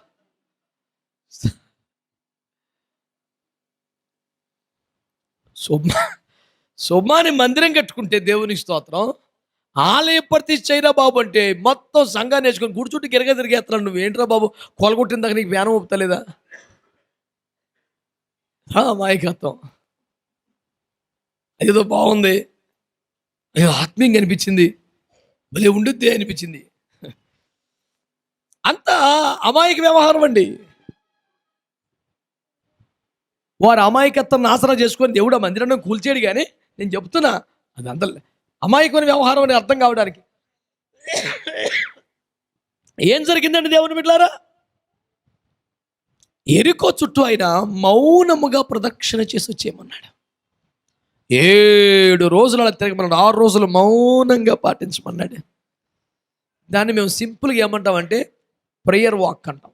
అనండి, ఏమంటామండి? ప్రార్థన నడక, నడుస్తూ ప్రార్థన చేసుకోవడం, మౌనంగా. మరలా చెప్తున్నాడు, ఏ పట్టణముడు దేవుడిని చేతికి అప్పగించబోతున్నాడో, ఏ ప్రాంతముడు దేవుడికి వాగ్దానం చేశాడో, ఎక్కడ మహిమ కలిగిన దేవుని సేవ జరగనయ్యున్నదో ఆ ప్రాంతములో మౌనముగా ప్రార్థిస్తూ తిరగాలి, మౌనముగా ప్రార్థిస్తూ తిరగాలి. స్తోత్రం చెప్పండి. కొంతమందికి ఎట్లాంటి వ్యూహమే, ఈ రోడ్డు ఎక్కడం మైకి పట్టుకుంటే విమర్శే, ఆడట, ఈడెట్ట, మా ఓడెట్ట, మీ ఓడట, నీ వల్ల సేవెట్ట, నువ్వు కుదురుకుంటే గొడవ లేదు అసలు. అంచేత వాక్యాన్ని జాగ్రత్తగా మీరు ఆలకించండి. సంఘం అనగా వ్యూహత సైన్యం. అది ఒక వ్యూహము, స్ట్రాటజీ కలిగింది దేవుని సంఘం. ఎలాంటి వ్యూహాన్ని కలిగి ఉండాలి? ఆ ప్రాంతంలో సువార్త ప్రకటనకు అనుకూలమైన పరిస్థితులు ఏర్పడినట్లుగా అక్కడ సరదా, అక్కడ సుఖభోగాలు, అక్కడ విలాసవంతమైన కార్యాలు ఆపు చేయబడాలి. ఆ సోర్సెస్ మొయ్యబడాలని ప్రార్థించి, ఉదాహరణకి విశాఖపట్నంలో వంటంలో ఒక ప్రాంతంలో, బీచ్ రోడ్లో ఒక ఏరియాలో పోలీస్ రిపోర్ట్ ప్రకారం, మీడియాలో వచ్చిన న్యూస్ ప్రకారం, పేపర్ వార్తల ప్రకారం డ్రగ్స్ యథేచ్ఛగా చలమణవుతున్నాయి. ఇంజనీరింగ్ కళాశాల విద్యార్థులు చాలామంది దానికి అలవాటు పడ్డారు. ఇప్పటికీ ఒక ఆందోళనకరమైన వార్తను మీడియాలో మనం చూసాం. ఇప్పుడు వాళ్ళకి స్వార్థ ప్రకటించాలంటే మనం ఏం చేయాలి? ముందు ఆ డ్రగ్స్ సోర్స్ అంతా ఆగిపోవాలని ప్రార్థన చేయాలో వద్దా? అసలు నగరంలోకి రాకూడదని ప్రార్థన చేయాలో వద్దా? ఎంత తిప్పలు పడ్డ ఒక చుక్క కూడా పిల్లగాలకి దొరకకూడదని ప్రార్థన చేయాలో వద్దా? నేను చెప్పాను అది. The very source has to be eradicated in order to bring them up from the pit. ఆ గోతిలో నుండి వారిని పైకి తెచ్చుటకు ఆ ద్వారం ముయ్యబడితే కానీ సాధ్యం అవదా? ఏలియా చేసిన ప్రార్థన అది. రెండవదిగా దేవుని బిడ్డలారా, ఆ ప్రాంతంలో మనము ఆత్మలో ప్రార్థిస్తూ మౌనంగా మనం సంచరించాలి. దేవునికి స్తోత్రం అని చెప్పండి. చెప్పండి గట్టిగా. ఆత్మలో ప్రార్థిస్తూ మౌనముగా మనం ఆ ప్రాంతాలు సంచరించాలి. మౌనంగా ప్రాంతాలు మనం సంచరించాలి. Prayer work is one of the wonderful strategies. ఆ ప్రాంతంలో మనం ప్రార్థిస్తూ సంచరిస్తున్నప్పుడు అక్కడ దేవుని కార్యాలు జరుగుతాయి. దేవునికి స్తోత్రం చెప్పండి గట్టిగా. హల్లెలూయా. ఎరికో కోట గోడలు బలమైనవి కదా, 2 రథాలు ఒక్కసారి పరిగెత్తేంత వెడల్పాటివి కదా, అలాంటి కేకలెత్తే పడిపోతాయా, అంత వీక్గా కోట గోడలు ఉన్నాయా అని మీరు అంటారు. ఒకవేళ అయ్యంత వీక్గా లేవు. ఈ 6 రోజులు వీక్ అయినాయి. స్తోత్రం చెప్పండి గట్టిగా. చెప్పండి గట్టిగా హల్లెలూయా. అవి ఎన్నో భూకంపాలు చూసినాయి, ఎన్నో వరదలు చూసినాయి. చిన్న శతకేం కాదు, 100 సంవత్సరాల చరిత్ర కల్లా మహాప్రాకారాలవి. ఎన్నో యుద్ధాలు చూసినాయి, శత్రువుకు దుర్భేద్యంగా మారిపోయినాయి. 2 రథాలు ఒక్కసారి పక్క పక్కన పరిగెత్తేంత వెడల్పున్న ప్రాకారమట. కుప్పకూలిపోయిందంతే. మొదలు నరికిన చెట్లకు పడిపోయింది. 6 రోజులు వారు చేసిన మౌన ప్రార్థన ప్రదక్షిణ దాన్ని బలహీనపరిచింది. ఇప్పుడు కొత్త నిబంధనలు మనం చెప్పేవన్నీ అలాంటి భవనాలు, అలాంటి గోడలు కూలగొట్టే వారం కాదు మందే. కొత్త నిబంధన సైన్యం ఆత్మ ప్రపంచంలో చేస్తుంది కనుక, ఇది ఆత్మీయ పోరాటం కనుక ఇక్కడ జరిగేది ఏ భవనము కూలదో, ఏ కోట కూలదో, ఏ గుడి పడదో. అసలు అది టార్గెట్ కాదు. మన టార్గెట్ ఏంటంటే ఆత్మీయ లోకములో సాతాను గడు కట్టుకున్న రాజ్యం కూరాల. ప్రజల మనస్సులలో వాడు కట్టుకున్న కోట గోడలు కూలాల. దేవుని ప్రేమ వెళ్లకుండా, దేవుని క్షమ వెళ్లకుండా, దేవుని సమాధానం వెళ్లకుండా, సత్యం వెళ్లకుండా వాడు మూసేసాడే కోట గోళ్ళ గట్టి. ప్రజల మనస్సులకు అడ్డు పెట్టాడే, ప్రజల హృదయాలకు అడ్డు పెట్టాడే. మానస సరోవరములో, హృదయ సామ్రాజ్యములో కట్టుకున్న సాతాను గాడి కోట గోడలు కూల్చుటకు మనము ప్రార్థన నడక చేయాల్సి ఉన్నదని మీకు జ్ఞాపకం చేస్తున్నాను. సంతోషంగా స్తోత్రం చెప్పండి. హల్లెలూయా. విమర్శ కాదు, దూషణ కాదు, డైలాగులు కాదు, జ్ఞానము కుమరించుట కాదు. మౌనముగా ప్రార్థన ప్రదర్శన చేయాలి. ఆమేన్. మౌనముగా ప్రార్థన ప్రదర్శన చేయాలి. దేవుడు ప్రకటించమన్న రోజున ప్రకటించినప్పుడు ఒక్క మాట చాలు, దేవుడు గొప్ప కార్యాలు మనకు జరిగిస్తాడు. దేవునికి స్తోత్రం చెప్పండి. స్తోత్రం చెప్పండి. హల్లెలూయా. వారి సుఖ సంతోషాలకు, సరదాలకు, విలాసాలకు, పాపాలకు దేవునికి దూరమగుడు కారణమైనటువంటి సోర్స్ మూయబడాలని ప్రార్థించడం మొదటి వ్యూహం. రెండవది, ఆయా ప్రాంతముల్లో మౌన ప్రార్థనలతో సందర్శించుట, ప్రదక్షిణ చేయుట రెండవ వ్యూహం. మూడవది దేవుని బిడ్డలారా, మూడవది 2వ దినవృత్తాంతాల గ్రంథం 20వ అధ్యాయం, 2వ దినవృత్తాంతముల గ్రంథం 20వ అధ్యాయం 22వ వచనం. వారు పాడుటకును స్తుతించుటకును మొదలు పెట్టగా యెహోవా యూదా వారి మీదికి వచ్చిన అమ్మోనీయుల మీదను, మోయాబీయుల మీదను, షేయీరు మన్యవాసుల మీదను మాటుగాండ్రను పెట్టెను గనుక వారు హతులైరి. 24. యూదా వారు అరణ్యమందున్న కాపురుల దుర్గము దగ్గరకు వచ్చి సైన్యము తట్టు చూడగా వారు శవములై నేల పడి ఉండిరి, ఒకడును తప్పించుకొనలేదు. చూసారా, ఇక్కడ ఎన్ని ఆయుధాలు వాడారు, ఎన్ని బుల్లెట్లు కాల్చారు, ఎన్ని బాణాలు వేశారు, ఎవరు కత్తులు వాడారు, ఏమీ లేదు. ఇది ఒక చిన్ని రాజ్యం. శత్రువులు 4 దేశాలు వారు ఏకమై ఒక్కసారిగా 4 వైపులా వచ్చేశారు. అసలు తప్పించుకోవడానికి కానీ పారిపోవడం కూడా ఛాన్స్ లేనంత భయంకర పరిస్థితి. శత్రువులు యుద్ధమునకు బయలుదేర రెడీగా ఉన్నారు. వాళ్ళందరూ ఆయుధాలు చేత పట్టుకుని ఒవ్వెళ్ళు ఊరుతారు, ఏం చేద్దాం, చంపేద్దామని. దేవుని ప్రజలు వాయిద్యాలతో, పాటలతో వెళ్ళారు. యుద్ధం స్టార్ట్ చేద్దాం, షురూ కరో అనగానే ఫైర్ అని అవతల కేకలేగానే వీళ్ళు ఒక పాట ఎత్తారు. దేవునికి స్తోత్రం చెప్పండి. వీరంటే వాళ్ళేమో యుద్ధ సన్నద్ధులు ఉన్నారు, వాళ్ళేమో ఆయుధాలు పట్టుకున్నారు, వాళ్ళు చంపేద్దాం, పొడి చేద్దాం అన్నారు. వీళ్ళేమో పాడుటకును స్తుతించుటకును మొదలు పెట్టారు. స్తోత్రం చెప్పండి. అవతల తిడుతున్నారు, దూషిస్తున్నారు, రెచ్చగొడుతున్నారు, ఎన్ని చేస్తున్నారు. ఎన్ని చేసినా వీళ్ళ విధానం ఏంటి?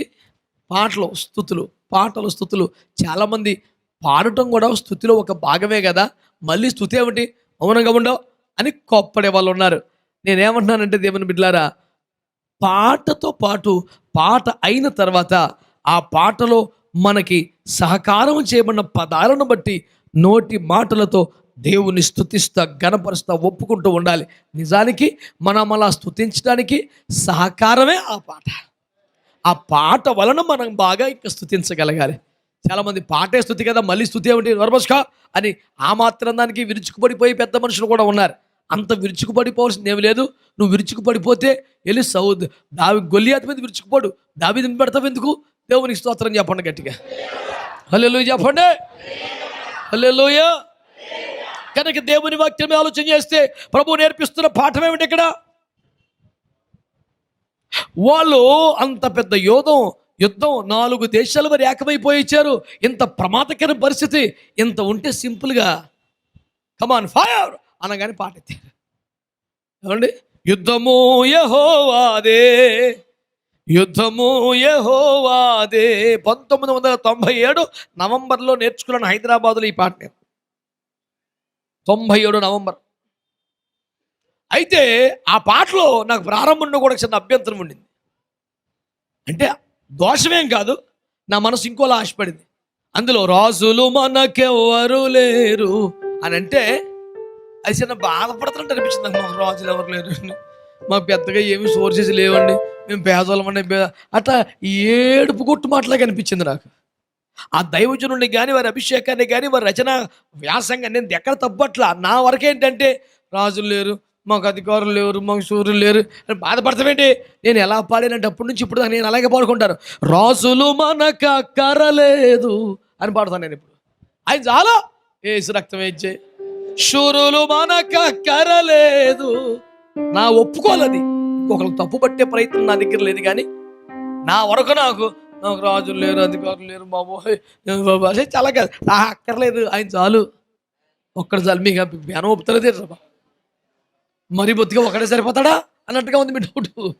సరిపోయిన వాడు ఆయన. స్తోత్రం చెప్పండి. మనకు బలమైన దేవుని బట్టి ఆనందగానం చేయాలి. స్తోత్రం చెప్పండి గట్టిగా. యెహోవా నా బలమా, అంతేనా? ఆయన మన బలం అండి. రాజులు లేరు, నాకు డబ్బులు లేవు, అయ్యో ప్రభా అనుకోండి. ధైర్యం ఉంటే దమ్ముంటే ఎరాబాయ్ రారా నాతో పాటు రా, దేవునికి స్తోత్రం చెప్పు, హల్లెలూయా. నేను అక్కర్లేదని పాడతాను, మీకు ధైర్యం ఉంటే మీరు కూడా పాడండి. లేనిపోయిన రిస్కులో పడతా ఉంటే పాడబాకండి. ఆమేన్, హల్లెలూయా. యుద్ధము యెహోవాదే, యుద్ధము యెహోవాదే. పాడదా.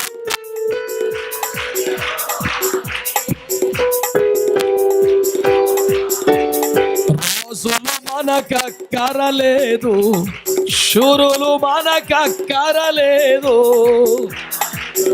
ధైర్యం ఉంటే పాడ, కమాన్. సైన్యములకు అధిపతి అయిన యెహోవా మనల్డా.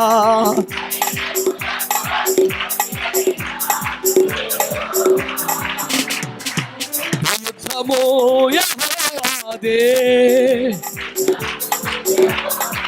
Come on everybody.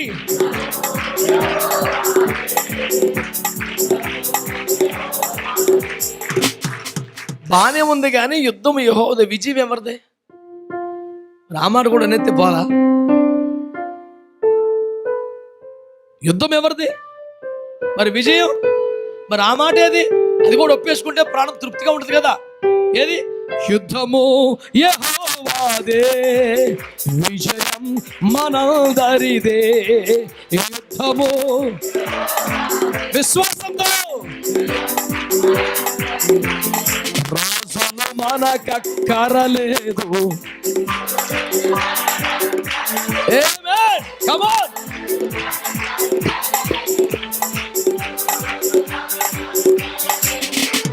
సైన్యములకు అధిపతి అయినా సంతోషంగా చప్పట్లతో ప్రతి ఒక్కరు. Come on everybody.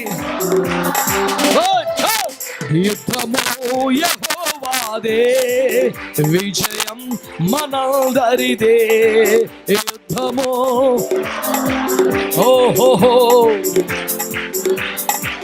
హల్లెలూయా హల్లెలూయా. మనము పాడుటకును స్తుతించుటకును మొదలు పెట్టగా చెప్పండి, శత్రులందరూ శవములై నేలను పడిరి, వారిలో ఒక్కడును తప్పించుకోలేదు. అలెగ్జాండర్ లాంటి యుద్ధం చేసిన కొద్దిమంది తప్పించుకొని పోతారు, కానీ ఇక్కడ ఒక్కడు మిస్ అవ్వలేదు, యువతలో ఒక్కడు చావలేదు, చెమట కూడా పట్టలేదుగా. అంచేత ఆత్మీయ పోరాటములు అద్భుతమైన వ్యూహం ఏమిటంటే స్తుతి ఆరాధన. హల్లెలూయా హల్లెలూయా. ఎక్కడ శత్రు కళలు ఎక్కువైపోయినాయో, ఎక్కడ వ్యభిచారం ఎక్కువైపోయిందో, ఎక్కడ శాపం ఎక్కువైపోయిందో, ఎక్కడ వ్యసనాలు ఎక్కువైపోయినాయో, ఎక్కడ మద్యపానం ఎక్కువైపోయిందో, ఎక్కడ అల్లరి చిల్లరి వ్యవహారాలు ఎక్కువైపోయినాయో, శత్రువు నలువైపులా ప్రజలను కబలించి నాశనం చేయగోరుతున్న వేళ అక్కడ మనం ఆరాధన కూడికి పెట్టాలి. స్తోత్రం చెప్పండి. పాడుటకును స్తుతించుటకును మొదలు పెట్టగా అప్పుడు ఏం జరిగింది తెలుసా? దాన్ని ఏమని రాయాలి తెలుసా? వీరు పాడుటకును స్తుతించుటకును మొదలు పెట్టగా యెహోవా యుద్ధము మొదలు పెట్టెను. వీరు ఆరాధన ముగించేసరికి ఆయన యుద్ధమును పూర్తి చేశాను.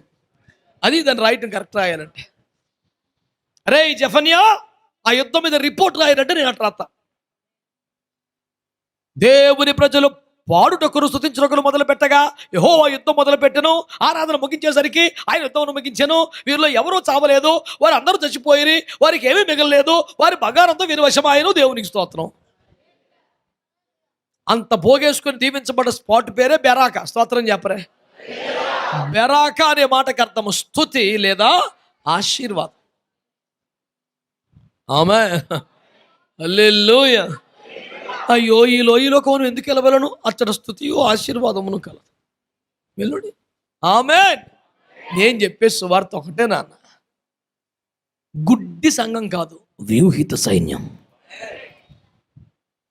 దేవుడు మమ్మల్ని ఎంతగానో బలపరిచాడండి, మరి దేవుని కృపను పెట్టండి. బలం ఏం చేస్తున్నావు నాన్న? పోరాడొద్దా మరి? విజయం సాధించొద్దా? దేవుని సంఘానికి లబ్ధి చేకూర్చొద్దా? వారికి ఆరోగ్యకరమైన బలవంతులని యవనస్తులు ఇంట్లో ఉన్నాడంటే కుటుంబానికి ఆసరాగా మేలుగా ఉండొద్దండి. మరి ఎందుకైనా పొద్దున పడిపోయి లేచిపోతున్నాం, వేస్ట్ కదా. మంచి వాళ్ళందరూ స్తోత్రం చెప్పండి. హల్లెలూయా హల్లెలూయా. కాబట్టి బిడ్డలారా, ఒక వ్యూహం ఏమిటంటే దేవునికి దూరము చేయుచున్న మనుషుల సోర్సెస్ మూయబడాలని ప్రార్థన చేయాలి. 2, ప్రేయర్ వాక్ చేయాలి, మౌనముగా ఆ ప్రాంతములో ప్రార్థిస్తూ సంచరించాలి. 3, స్తుతి ఆరాధన. అదొక వ్యూహం. ఆమేన్. ఆరాధిస్తూ ఉండగానే ఎంత చక్కని మాట, వాళ్ళు పాడుతూ ఉండగానే ఇక్కడ కార్యం అయిపోయిందా? జైలు కూడా పౌలు గారు శీల గారు ఏం చేస్తున్నారండి? వాళ్ళు అర్ధరాత్రి వేళ పాటలు పాడుతూ దేవునికి ప్రార్థన చేయండి, ఖైదీలు వినిచుండ్రి. తెలియ పాపం అనుకున్నారు, ఈలోపు భూకంపం వచ్చేసింది. దేవునికి స్తోత్రం. చెరసాల బద్దలైపోయింది. అదే విచిత్రమో, చెరసాల బద్దలైపోయిందంట, అన్ని బంధకాలు ఊడిపోయిందంట, అన్ని తలుపులు తెరుచుకున్నాయంట, ఒక్కరు కూడా చిన్న దెబ్బ తగలేదంట. అది దేవుని కార్యం. ఆమేన్. ఒక్కడి కూడా గాయం అవ్వకపోవటం, దెబ్బ తగలకపోవటం అంత మహాభూకంపంలో ఒక అద్భుతం అయితే, అందరి బంధకాలు ఊడిపోయా కూడా ఒక్క ఖైదీ కూడా పారిపోకపోవడం, అక్కడే కూర్చోవటం ఇంకా బేవచ్చు. జైలు అధికారి పొడుచుకోకుండా ఆపడం ఇంకొక అద్భుతం. కుటుంబానికి అంత అర్ధరాత్రి బాప్తిస్మం ఇవ్వడం ఇంకా బేవచ్చు అని అద్భుతం. హల్లెలూయా చెప్పరే. నేను చెబుతున్న ఉపదేశం ఒకటే దేవుని బిడ్డలారా. ఇంకొక వ్యూహం ఏంటి చెప్పండి? స్తుతి ఆరాధన. పాటలు పాడాలి, స్తుతించాలి, పాడాలి స్తుతించాలి, పాడాలి స్తుతించాలి. అర్ధరాత్రి వరకు వారు పాటలు పాడుచు ప్రార్థనలు చేయుచుండిరి. మహాభూకంపము కలిగిన, అందరి బంధకములు ఊడిపోయాయి. స్తోత్రం చెప్పండి. పేతురు విశ్వాసముతో ధైర్యంగా పడుకున్నాడు, తను ఒక్కడి విమోచించబడ్డాడు. పౌలు శీల పాటలు పాడారు, అందరికి విమోచన లభించింది. దాని అర్థం ఏంటి? శ్రమలు సహిస్తే నీకు ఒక్కడికే ఆశీర్వాదం, శ్రమల్లో స్తుతిస్తే ఇంకా అనేక మందికి ఆశీర్వాదం. స్తోత్రం చెప్పరే గట్టిగా. హల్లెలూయా హల్లెలూయా. కనుక మరొక వ్యూహం స్తుతి ఆరాధన. 4వ మాట మనం చూద్దాం దేవుని బిడ్డలారా. 4వ మాట యెహోషువ గ్రంథం 3వ అధ్యాయం. యెహోషువ 3వ అధ్యాయం 6వ వచనం. మీరు నిబంధన మందస్సమును ఎత్తుకొని ప్రజల ముందర నడువుడని యాజకులకు అతడు సెలవీయగా 8వ వచనం. మీరు యోర్ధాను నీళ్ల దగ్గరికి వచ్చి యోర్ధానులో నిలువుడని నిబంధన మందస్సమును మోయి యాజకులకు ఆజ్ఞాపించుము. 15వ వచనం.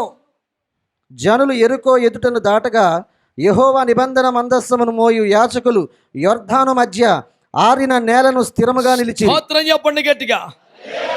హల్లెలూయా. జరిగిన కార్యం ఏంటో చూసారా దేవుని బిడ్డలారా? 1, ఆయా లౌకిక పాపిష్టి సోర్సెస్ క్లోజ్ అవ్వాలి. 2, ప్రేయర్ వాక్ చేయాలి. 3, ప్రైజ్ అండ్ వర్షిప్ చేయాలి. 4వది నిబంధన మందస్సము మనకు ముందు నడువగా మనం వెళ్ళాలి ముందుకి. స్తోత్రం చెప్పండి. మందస్సం అంటే దేవుని సన్నిధి కదా, మందస్సం అంటే దేవుని ప్రభావం కదా.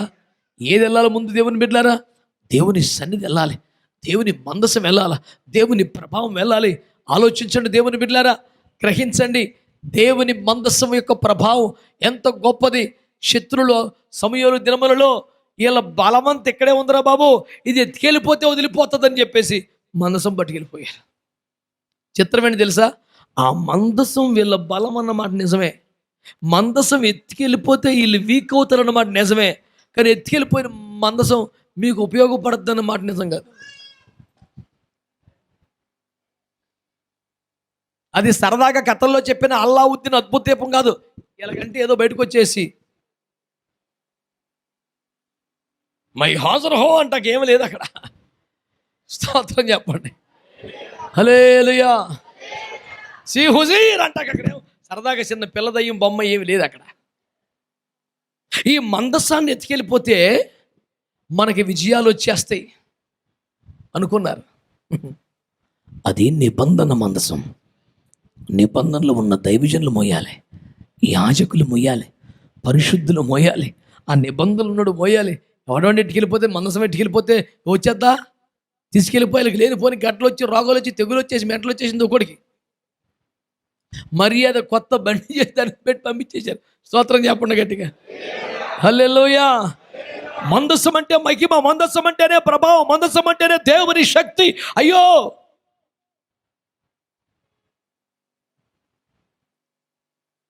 మందస్సాన్ని తీసుకుని వచ్చినప్పుడు ప్రజలు కేకలు వేస్తే ఇంచుమించు భూకంపం వచ్చినంత పని అయిందంట. శత్రు గుండెలు అదిరిపోయిన. ఓరి బాబోయ్, ఏంట్రా బాబు ఈ మందసం ఎంత పవర్ఫుల్, ఎంత బలం దాని దగ్గర లేకపోతే ప్రజలు ఎంత ఆనందపడిపోతారో అని ఆశ్చర్యపడిపోయారు. మీరు గుర్తుపట్టండి, ఒక మాట చెప్తాను. ఆ మందసం ముందెళ్తే యోర్దాను చీలిపోతుంది. ఆమేన్. ఆ మందసం ఇంట్లో ఉంటే కరువు తీరిపోతుంది. ఆ మందసంలో పెడితే తెల్లారిపటికి పురుగులు పట్టే మన్నా 10 కాలాలు సుభిక్షంగా బతుకుతుంది. మన్నాలో జీవం, మన్నాలో మార్గదర్శకత్వం, మన్నాలో ఎంత అభిషేకం ప్రభావం ఉంది. దేవునికి స్తోత్రం కలుగునగాక. హల్లెలూయా. దేవుని సన్నిధి మనతో ఉండాలా, దేవుని అభిషేకం మనతో ఉండాలా, దేవుని ప్రభావం మనతో ఉండాలా. అది మనకు ముందుగా ఆయన సన్నిధి, ఆయన అభిషేకం ప్రభావం వెళితేనే మనకు విజయం వస్తుంది. అభిషేకం లేకుండా, ప్రభావం లేకుండా, సన్నిధి లేకుండా మనం ఎంత తిప్పలు పడ్డా, మనం ఎంత అలిసిపోయినా ఏమి జరగదు దేవుని బిడ్డలారా. మీరు జ్ఞాపకం చేసుకుని మరో మాట చెప్తాను. సంఖ్యాకాండం 14వ అధ్యాయంలో ఒక వచనం చదవండి. సంఖ్యాకాండం 14వ అధ్యాయం 44-45. అయితే వారు మూర్ఖించి ఆ కొండ కోనకెక్కిపోయిరి. అయినను యెహోవా నిబంధన మందస్సమైనను మోషే అయినను పాళెములో నుండి బయలు వెళ్ళలేదు. అప్పుడు ఆ కొండ మీద నివాసముగా ఉన్న అమాలేకీయులను కనానీయులను దిగి వచ్చి వారిని కొట్టి హోర్మా వరకు వారిని తరిమి హతము చేసిరి. చూసారా? ఇలా చూడండి అందరూ. వీళ్ళు ఎక్కడో ఐగుప్తులు చచ్చిపోతే బాధలేకపోనండి. ఐగుప్తును దాటి, ఎర్ర సముద్రాన్ని దాటి, ఎడారిని దాటి చివరికి వాగ్దాన దేశానికి దగ్గరికి వచ్చేసారు. కొండ ఎక్కి దిగితే అదే దేశం. అంత దగ్గరలోకి వచ్చాక ప్రభు అన్నాడు, రే అందా కాకండి ఈ పొట్ట రేపు వెళ్తురుగా అన్నాడు. కొంతమంది బ్యాచ్ ఉన్నారు, ఈ పాస్ట్ గారు ఎప్పుడు ఇంతే, మేము రావురా మొర్రు అంటే బలపరిచి రకరకాలుగా చెప్పి తీసుకొచ్చాడు. ఇప్పుడు మంచి ఊపులో ఉన్నాం, వెళ్తామంటే ఆగమంటున్నాడు. ఈ పాస్టర్లు ఎప్పుడు వాళ్ళ మాట ఎగ్గించుకోవడానికి, పంతం ఎగ్గించుకోవడానికి మనల్ని తిప్పలు పెడతారు. నువ్వు వస్తావా రావా ఏంటిది? వీళ్ళు ఇప్పుడు పాస్టర్ గారిని అడుగుతున్నారు, వస్తారా రాని ఎవరు అడగాల? ఇప్పుడు వీళ్ళు పాస్టర్ గారిని, ఇదిగా పాస్టర్ గారు మేము వెళ్తున్నాం. నువ్వు వస్తావా రావా? నేడు యెహోవా మనతో రాడు గనుక మనం వెళ్ళదు. ఎలవయ్యా నువ్వు పద్దానికి ఎప్పుడు ఇంతే, రండ్రా అని బ్యాచ్ బ్యాచ్ తయారైపోయి వెళ్ళిపోయారు. మోషే వద్దు వద్దు. వారు బయలుదేరినప్పుడు మోషే ఏమని రాశాడండి? యెహోవా నిబంధన మందసమైనను మోషే అయినను వారితో వెళ్ళలేదు. వాళ్ళే మూర్ఖించి కొండ ఎక్కారంట. అక్కడ ఆల్రెడీ సెటిల్ అయిపోయి ఉన్నారు ఎవరో అమాలేకులు, కనానీయులు వీరి మీద పడి కొట్టి తరిమి చంపేశారు. ఎక్కడ చచ్చిపోయారు వీళ్ళు? కనాను కొండ దగ్గర. అక్కడ ఎక్కి దిగితే వాగ్దాన దేశమే.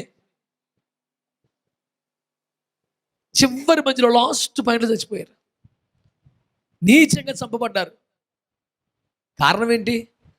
మందసం లేకుండా, ప్రభావం లేకుండా, అభిషేకం లేకుండా, సన్నిధి లేకుండా ముందుకు నువ్వు వెళ్ళే మార్గం కరెక్టే, నువ్వు వెళ్ళే అప్రోచ్ కరెక్టే, కానీ నీ దగ్గర సన్నిధి లేదు, నువ్వు వెళ్ళటం వేస్ట్, పోతావు. అభిషేకంతో నింపబడకుండా, దేవుని ప్రభావంతో నింపబడకుండా, దేవుని సన్నిధితో ఆవరించబడకుండా వెళ్తే ఉపయోగం ఏంటి? 33వ నిర్గమకాండలో మోషే అంటాడు, నువ్వు సన్నిధి మాతో లేకపోతే మేము వెళ్ళాం. అదే కదా మమ్మల్ని ప్రత్యేకపరిచేది అంటాడు. ఆ మాట ఎంత అందమైన మాట తెలుసా? నీ సన్నిధి మాతో రాని ఎడల మేము వెళ్ళం ప్రభువా. అదే కదా అన్యజనుల నుంచి మమ్మల్ని ప్రత్యేకపరిచేది. మన భాష, మన వేషం, మన చేతిలో బైబిల్ ఇది కాదు. దేవుని సన్నిధి, దేవుని అభిషేకం, దేవుని ప్రభావం, అది మనల్ని వేరు చేసేది. అది ప్రత్యేకించబడిన జీవితం అంటే, అది స్పెషాలిటీ లైఫ్ అంటే క్రిస్టియన్ లైఫ్లో. ఆ మందసం లేదు, ఆ మహిమ లేదు, ఆ అభిషేకం లేదు, ఆ ప్రభావం లేదు. ముందుకెళ్తే ఏం ప్రయోజనం అవుద్ది? అందుకనే ఒకటి చెప్పాలి గట్టిగా నోరు తెరిచి, అందరూ ఒకసారి వెళ్ళిపోయారు పరలోకం. ఉన్నారు అపోలే, స్తోత్రం. నేను ఒక్కడే విడవబడ్డాను, మీ అందరూ వెళ్ళిపోయారు అనుకున్నా నేను. స్తోత్రం, హల్లెలూయా. చెప్పండి. దేవుని వద్దకు ప్రజలు రాకుండా దేవుని అడ్డుపడుతున్న ఈ సరదాల సోర్స్ అన్ని ముందు కోసేయాలి, ఆపబడాలి. రెండవది ప్రేయర్ వాక్ చేయాలి. మూడవది ప్రైజ్ అండ్ వర్షిప్. నాలుగవది ఆయన ప్రభావం, ఆయన సన్నిధి లేకుండా ముందుకు వెళ్ళకూడదు. మన ముందు సన్నిధి వెళ్ళాలి, ప్రభావం వెళ్ళాలి, అభిషేకం వెళ్ళాలి, అప్పుడు వెనకాలి. అప్పుడు పని జరుగుతుంది. అయితే కనాను కొండ మీద కూడా నీకు పని జరగదు. స్తోత్రం చెప్పండి. 5వ దేవుని బిడ్డలారా, 5వ చూడండి, నిర్గమకాండం 7వ అధ్యాయం 12వ వచనం.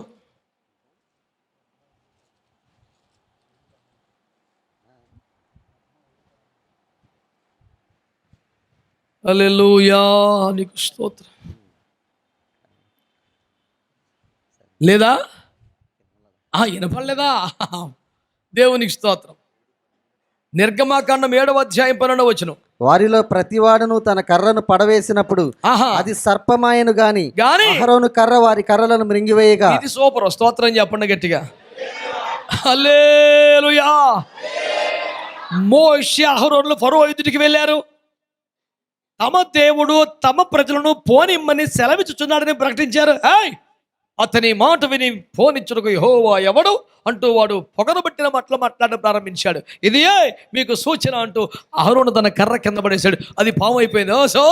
ఇలాంటి చిత్రాలకి మేము లొంగే వాళ్ళం కదరా, ఈ మంత్రగాళ్ళారా రండ్రా అన్నాడు. వాళ్ళందరితో మంత్రదండాలు అని వేశారు. అన్ని పాములు అయిపోయినాయి. చూసివా అన్నాడు. ఇంకా చూడుము అన్నాడు. అహరోను కర్ర వీళ్ళన్ని పాములు మింగేసింది. మొత్తం అన్ని పాములు మింగేశాక తోకట్టేసుకున్నాడు. కర్ర అయిపోయింది. అమ్మా నా మంత్రదండం అంటే లేదు. స్తోత్రం చెప్పరా. అహరోనుది సింపుల్గా చేతి కర్ర, అది చేతి కర్ర కాదు, మంత్రదండం. ఎన్ని సంవత్సరాలు పూజలు చేసి, బరులు ఇచ్చి, ముగ్గేసి, నిమ్మకాయ టెండి మీద ఎన్ని సావులు తెచ్చాడు. దానికోసం వాడు కొంప వదిలేసి ఎప్పుడు సమాధిలో బతికాడాడు. రకరకాల పూజలు ఆడుకున్న సర్వశక్తి కూడా మంత్రదండమే. ఆ మంత్రదండం లేకపోతే ఏం చేయలేడు. మోషేకి అహరోనుకి కర్ర ముఖ్యంగా, దేవుడు ముఖ్యం.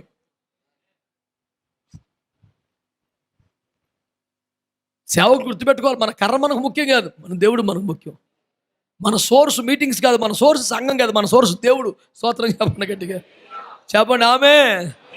హల్లెలూయా. జనమే మన బలం అనుకొని దావీదు ఊహించి యోబుని పిలిపించారా, లెక్కట్రా మన పక్షం ఎంతమంది ఉంటే ఒక్క రాత్రి సుమారు 50,000 మంది చంపించాడు యేసు ప్రభు. అయ్యో ఏమిటి ప్రభు అంటే, బలం కదరా పోయింది అన్నాడు. తోచి నువ్వే నా బలం అంటే మరి కుదురుగాడు. స్తోత్రం చెప్పరా. నువ్వు ఏది మీద ఎక్కువ ఫీల్ అవుతున్నావు, పోద్దే వద్దు. మౌడేది చెప్తాడు, రెక్కల కష్టం ఏదో అంటాడు, మనకు రాదులే. స్తోత్రం చెప్పండి గట్టిగా, హల్లెలూయా. కనుక మీరు గమనించండి బిడ్డలారా, వాక్యంలో ఏం చెప్తున్నాడు. ఇప్పుడు వాళ్ళ కర్రలన్నీ కూడా మంత్రదండాలు, అది లేకుండా వారు ఏం చేయలేరు. ఎక్కువ శక్తులు అందులో ఉంటాయి. ఇంకా అలాంటివి ఉన్నాయేమో పాముల దగ్గర, కానీ పాపం తెచ్చుకున్నారు మంచితోటి. వేసాడు, పాములు అయిపోయినాయి. అహరోను పాము వాళ్ళన్ని పాముల్ని మింగేసింది, తోకట్టుకున్నాడు, వచ్చేసింది. ఐగుప్తులో మోషే విమోచన పరిచర్య ఎలా స్టార్ట్ అయిందంటే, శత్రువుని నిరాయుధుని చేయుట. అందరూ చెప్పండి. మనకున్న అస్త్రశస్త్రాలు మొత్తం బయట ఒకటి ప్రదర్శించేస్తాం కాదు, ఆగస్టు 15 లాగా, రిపబ్లిక్ డే జనవరి 26 లాగా అన్ని చూపించేయటం కాదు. సబ్జెక్ట్ అక్కడ ఏంటంటే, వాడి ఆయుధాలు లాగేసేయాలి. నా ఆయుధం చూసావా, నా ఆయుధం చూసావా, ఈ చూపిస్తాం కాదు పని. శత్రువుని నిరాయుధుని చేయటం. సరిగ్గా కల్వరిగిరిలో యేసే చేసింది అదే. కొలసి 2:16 ఏం చెప్పాడండి, ఆయన శత్రువుని నిరాయుధుని చేశాడు. సైతాను గడి దగ్గర ఆయుధం లేకుండా చేశాడు. మళ్ళీ అది సీక్రెట్ కాదు, అట్ట చేసి పాహాటముగా వాడిని వేడుకకు కనపరిచే. చూడండి, ఆయన దగ్గర ఇప్పుడు ఏ ఆయుధం లేడు, మిమ్మల్ని ఏమి చేయలేడు, ఇక లెక్క చేయబాకండి ప్రపంచానికి చెప్పాడు. దేవునికి స్తోత్రం కలుగునగాక. స్పిరిచువల్ వార్ఫేర్లో, సేవలో, పోరాటంలో మనకు అందమైన అద్భుతమైన శత్రువుని ఏం చేయాలి చెప్పండి. ఆడ ఆయుధాలు నా చేతిలో ఉండగా నీ దగ్గర ఒక ఆయుధం, ఏసు రక్తం ఏం చేయం, ఏసునాము, హల్లెలూయా. ఏం బుద్ధి లేని యుద్ధం అది. ఫస్ట్ సోర్స్ బంధించాలి, 2 ప్రేయర్ వాక్ చేయాలి, 3 ప్రయోజన విషయం చేయాలి, 4 దేవుని మందసం సన్నిధితో మన ముందుకు వెళ్ళాలి, 5 వాడి ఆయుధాలని తీసిపడే నిరాయుధం చేయాలి, వాడి దగ్గర వెపన్ లేకుండా చేయాలి. స్తోత్రం చెప్పండి గట్టిగా. శత్రువుకి ఆయుధం ఏంటి? అబద్ధమేగా, మోసమేగా, కుట్రేగా, వేషధారణేగా, అవన్నీ మనం నాశనం చేయాలి. వాడు చేసేది అబద్ధమే కదండి, మోసమేగా. అబద్ధ బొత్తలు తీసేయాలి, సత్యాన్ని స్థాపించాలి, వేషధారణ తీసేయాలి, నిజత్వం చూపించాలా. వాడు ఆయుధం లేకుండా చేయాలి అడిగి. దేవునికి స్తోత్రం కలుగునుగా. అప్పుడు 6వ పాయింట్, మత్తయి సువార్త 6, మత్తయి సువార్త 12వ అధ్యాయం 29వ వచనం. ఒకడు మొదట బలవంతుని బంధింపని ఎడల ఎలాగో ఆ బలవంతుని ఇంటిలో చొచ్చి అతని సామాగ్రి ఇల్లు దోచుకొనగలడు. అంటే ఒక ప్రాంతం అనండి, అనండి గట్టిగా. దేశం కావచ్చు, రాష్ట్రం కావచ్చు, పట్టణం కావచ్చు, ఏరియా కావచ్చు. ఆ ఇంటిలోని సొత్తు అనగా ప్రశస్తమైన ఆత్మలు, వెండి, బంగారం, వజ్రం, చిచ్చి అది సొత్తు కాదు. సొత్తు అంటే ఏంటి తెలిసిన? ఆత్మలు. దేవుని పోలికలో, స్వరూపంలో దేవుడు చేసుకున్న ఆయన పిల్లలు. ఒక ఇల్లు అంటే ఒక ప్రాంతం, ఒక జిల్లా, ఒక పట్టణం, ఒక రాష్ట్రం, ఒక దేశం. ఆ ఇంట్లో ఉన్న సొత్తు అంటే అక్కడ ఉన్న ప్రశస్తమైన విలువైన ఆత్మలు.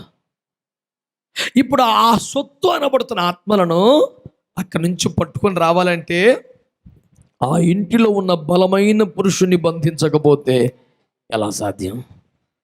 అంటే ఒక్కొక్క ఏరియాలో, ఒక్కొక్క ప్రాంతములో, అది పట్టణమా, గ్రామమా, జిల్లాయా, రాష్ట్రమా, దేశమా, ఒక్కొక్క ప్రాంతములో ఒక బలమైన పురుషుడు పనిచేస్తూ ఉంటాడు. ఎఫెసీ పత్రిక 6:12 ఏముంది అక్కడ? మనం పోరాడినది శరీరులతో కాదు, రక్త మాంసులతో కాదు, కానీ ప్రస్తుత అంధకార సంబంధమగు లోకనాథులతోను, ప్రధానులతోను, అధికారులతోను. మన ప్రధాని మోడీ గారు, వారి కోసం మనం ప్రార్థన చేస్తున్నాం, ప్రతిరోజు చేతులు ఎత్తున్నాం. వారికి ఆరోగ్యాలు ఉండాలని కోరుకుంటున్నాం, వారి క్యాబినెట్ బాగుండాలని కోరుకుంటున్నాం, వారి పరిపాలన బాగుండాలని కోరుకుంటున్నాం, ప్రజలందరూ దీవించబడాలని కోరుకుంటున్నాం. ఈ ప్రధాని, ఈ అధికారులు కాదు, వారి క్షేమమే మన ధ్యేయం. ఈ అధికారులు దేవుని సేవకులతో సమానం. వారి మాట వింటాం, వారికి లోబడి ఉంటాం. మరి పోరాడే అధికారులు ఎవరో ఈ అధికారులు కాదు. ఆత్మల లోకంలో, వాయుమండలములో, ఏమండి ఆకాశ మండలములో తిరుగాడుతున్న దయ్యాలున్నాయే, శక్తులున్నాయే. ఈ లూసిఫర్ గాడు ఏం చేశాడంటే ఒక్కొక్కరిని ఒక్కొక్క ఏరియాలో ఇన్ఛార్జ్గా పెట్టాడు. అరే ఈ ఏరియా నువ్వు చూసుకోరా అని, ఈ ప్రాంతం నువ్వు చూసుకోరా అని పెట్టాడు.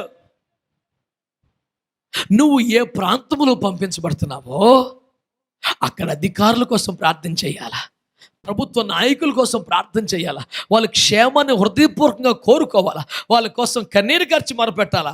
మనం నివసిస్తున్న పరిసర ప్రాంతాల్లో వార్డు మెంబర్ల కోసం, సర్పంచుల కోసం, కార్పొరేటర్ల కోసం, ఎమ్మెల్యేల కోసం మనం భారం కలిగి ప్రార్థన చేయాలి. వారిని దీవించని ప్రార్థన చేయాలి, వారి క్షేమం ఉండాలని ప్రార్థన చేయాలి. కానీ ఆత్మల లోకములో, వాయుమండలములో దురాత్మ శక్తులు ఉన్నాయే, వాటి పని పట్టాల. ఆమేన్. ఆ ప్రాంతంలో ఎవడో బలమైన పురుషుడు, ఎవడో ఏ ఆత్మ పని చేస్తుంది అక్కడ? వ్యభిచారాత్మ, మద్యపానాత్మ, విగ్రహాత్మ, వ్యసనాలాత్మ ఏం పని చేస్తుంది అక్కడ? దాన్ని మనం కనిపెట్టి ఆ బలమైన పురుషుని బంధిస్తే ఆ ప్రజలు ప్రభు దగ్గరికి వస్తారు. ఆమేన్, ఆమేన్. ఈ ప్రభావం లేకుండా నిరాయుధిని చేయకుండా ఎట్ట బంధిస్తావన్నీ? ఈ సీక్వెన్స్ మెయింటైన్ చేయాలి. ప్రేయర్ వాక్తో వెళ్ళాలి, ప్రైజ్ అండ్ వర్షిప్ చేయాలి, ప్రభావంతో నింపబడి వెళ్ళాలి. ఇది ఒక స్ట్రాటజీ. ఆయన సైన్యం వ్యూహిత సైన్యం, ఒక వ్యూహం కలిగిన సంఘం ఇది. ఆ బలమైన పురుషుని బంధించాలి. అప్పుడు ఏం చేస్తాడు? ఆ ఇంట్లోని ఆత్మలను వారు బంధకాల్లోంచి, వారి శాపంలో నుంచి, వారి పాపంలో నుంచి పూర్ణంగా విమోచించబడతారు. స్తోత్రం చెప్పండి. మరి ప్రజలు విమోచించబడ్డారు, ఈ దొంగని మనం కట్టేసాం, మరి ఏం చేయాలి? టిఫిన్ పెట్టి పంపించాలా? అది 7వ పాయింట్. సామెతలు 6వ అధ్యాయం, సామెతలు 6వ అధ్యాయం 31వ వచనం. వాడు దొరికిన ఎడల 7 అంతలు చెల్లింపవలెను, తన ఇంటి ఆస్తి అంతయు అప్పగింపవలెను. స్తోత్రం చెప్పరే. పోయేస్తున్నామలో అంటం కాదు, అని పట్టుకొని కక్కించాలి. స్తోత్రం చెప్పండి. హల్లెలూయా. వాడు ప్రజల ఆరోగ్యాలతో ఆడుకున్నాడు, ప్రజల ధనమాన ప్రాణాలు దోచేశాడు, కుటుంబాల్లో చిచ్చు పెట్టాడు, జీవితాలను నాశనం చేశాడు.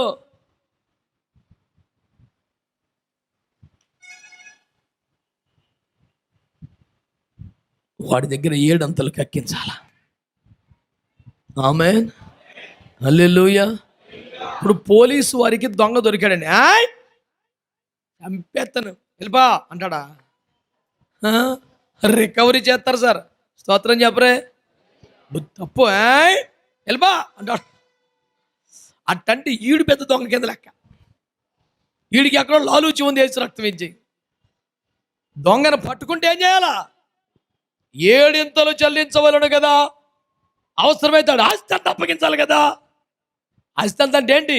వాడి లోకాధికారి, లోకం వాడి చేతిలో ఉంది. దాన్ని పట్టుకొని వాడి క్యాప్టివిటీలో ఉన్న ప్రాంతాన్ని మొత్తం వాడి దగ్గర నుంచి మనం విడిపించాలి. దేవునికి స్తోత్రం కలుగును గాక. అంతేగాని ఇదిగో వేసి రక్తం వెళ్ళిపోతా ఆడు పక్క నవ్వుకుంటే తెంగరాడు అని అన్ని పెట్టుకెళ్ళిపోతాడు. అందుకని నీ సంఘం వాడు దురాత్మ నుంచి విడిపించబడ్డా, ఆడు ఆర్థికంగా బాగుపడ్డాడు, ఆడికి ఆరోగ్యం రాదాడు, ఎప్పుడు అలాగే ఉంటాడు. ఇదివరకు బాగా దయ్యపు శక్తుల చేత పీడింపబడేవారండి. మన దగ్గరకు వచ్చాక ప్రభు గొప్ప విడుదల ఇచ్చాడు. నిజమే, ఆ దయ్యం వదిలింది కానీ దరిద్రం వదలేదు కదా. ఇంకానే పాయింటా కదా? ఎందుకంటే ఆయన వదిలేసావు. మాకు ఒక తెంగలు ఉన్నాడు అక్కడ ఇదివరకు. ఆడి కంపెనీలో ఒక నెట్టాడు ఉద్యోగానికి. ఆడు రోజు కింద నొక్కేస్తున్నాడు. లైన్కి వెళ్ళి చూపడి సగం డబ్బులు పోతున్నాయి, కనబడతలా. ఏంటబ్బా తేడా వస్తుందని నిఘా పెట్టాడు, దొరికిపోయాడు.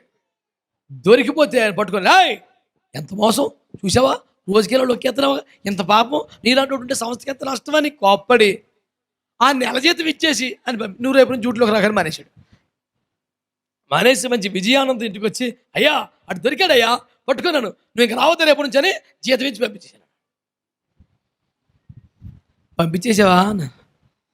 పంపించేసానంటే అర్జున్ నువ్వు కూడా వెళ్ళిపోలేకపోతే నేను కొమ్మి కొడుతున్నాను. అదేంటే చావరగా బుద్ధుందా నీకు? 6 మాసాలు బట్టి జీతానికి 100 రెట్లు డబ్బు నొక్కేసాడు. కంపెనీ మొత్తం లాస్ అయిపోయింది. ఆడు దొరికినప్పుడు రికవరీ చేయకుండా మళ్ళీ జీతం వేసి పంపుతావా? నిజమేనని ఆలోచించలేదు బాబు. ఆడెంత తెంగరోడు అంటే ఆత్మీయ ప్రపంచంలో గొప్ప గొప్ప సేవకులు అదే పని కనబడితే నామలో ఇదే ఉద్యోగం. వాడు ఎన్నో ఆత్మలు బంధించి ఉంచాడు. వాడి ఇంటి లోపల ఎక్కడో మెఫీబోషెత్ ఉన్నాడు. వాడు బయటికి రావాలి, వాడు రాజగృహం రావాలి, కట్టబడి ఉన్న గాడిద యేసుకు దొరకాలి. వదిలేసి వచ్చాడు వెంటే తీసుకురా. ప్రజల ధనమాన ప్రాణాలు, ఐశ్వర్యాలు, సుఖాలు, సంతోషాలు బంధించాడు, గుప్పిట పెట్టుకున్నాడు. అదంతా కక్కాల. ఇర్మియా గ్రంథం 51వ అధ్యాయం 44వ వాక్యం చదవండి. ఇర్మియా గ్రంథం 51:44.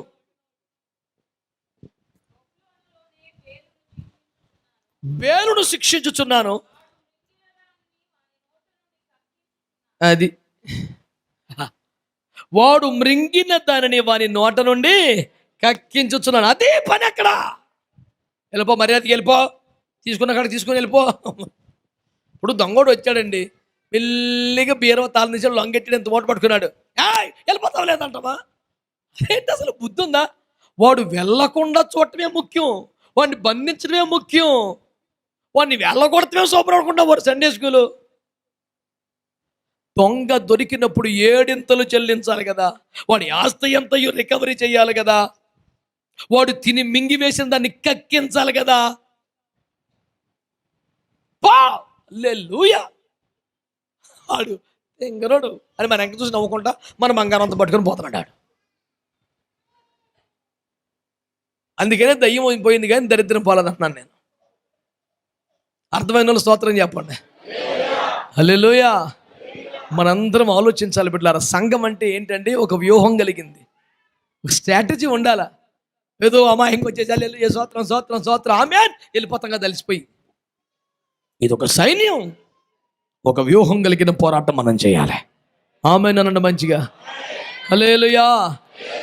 మనము పని చేయి, మన బంధువులు, మన మిత్రులు, మన స్నేహితులు ఉన్న ప్రాంతంలో ప్రజలు దేవునికి దూరం మొగ్గుచున్న సోర్స్ ఏదైతే ఉందో దాన్ని మనం బంధించాలి. ఆమేన్. ప్రేయర్ వాక్ చేయాలి. ఆమేన్. స్తుతి ఆరాధన చేయాలి. ఆమేన్. మందసమును ప్రభావాన్ని కలిగి ముందుకెళ్ళాలి. శత్రు నిరాయుధని చేయాలి. అప్పుడు బలమైన ఆ ప్రాంతంలో పనిచేస్తున్న బలమైన స్పిరిట్ని మనం బైండ్ చేయాలి. 7వది రికవరీ చేయాలి. ఈ వ్యూహము ద్వారా దేశమును దేవుని కొరకు సంపాదించుదుముగాక. ఆమేన్. ప్రార్థన చేద్దాం.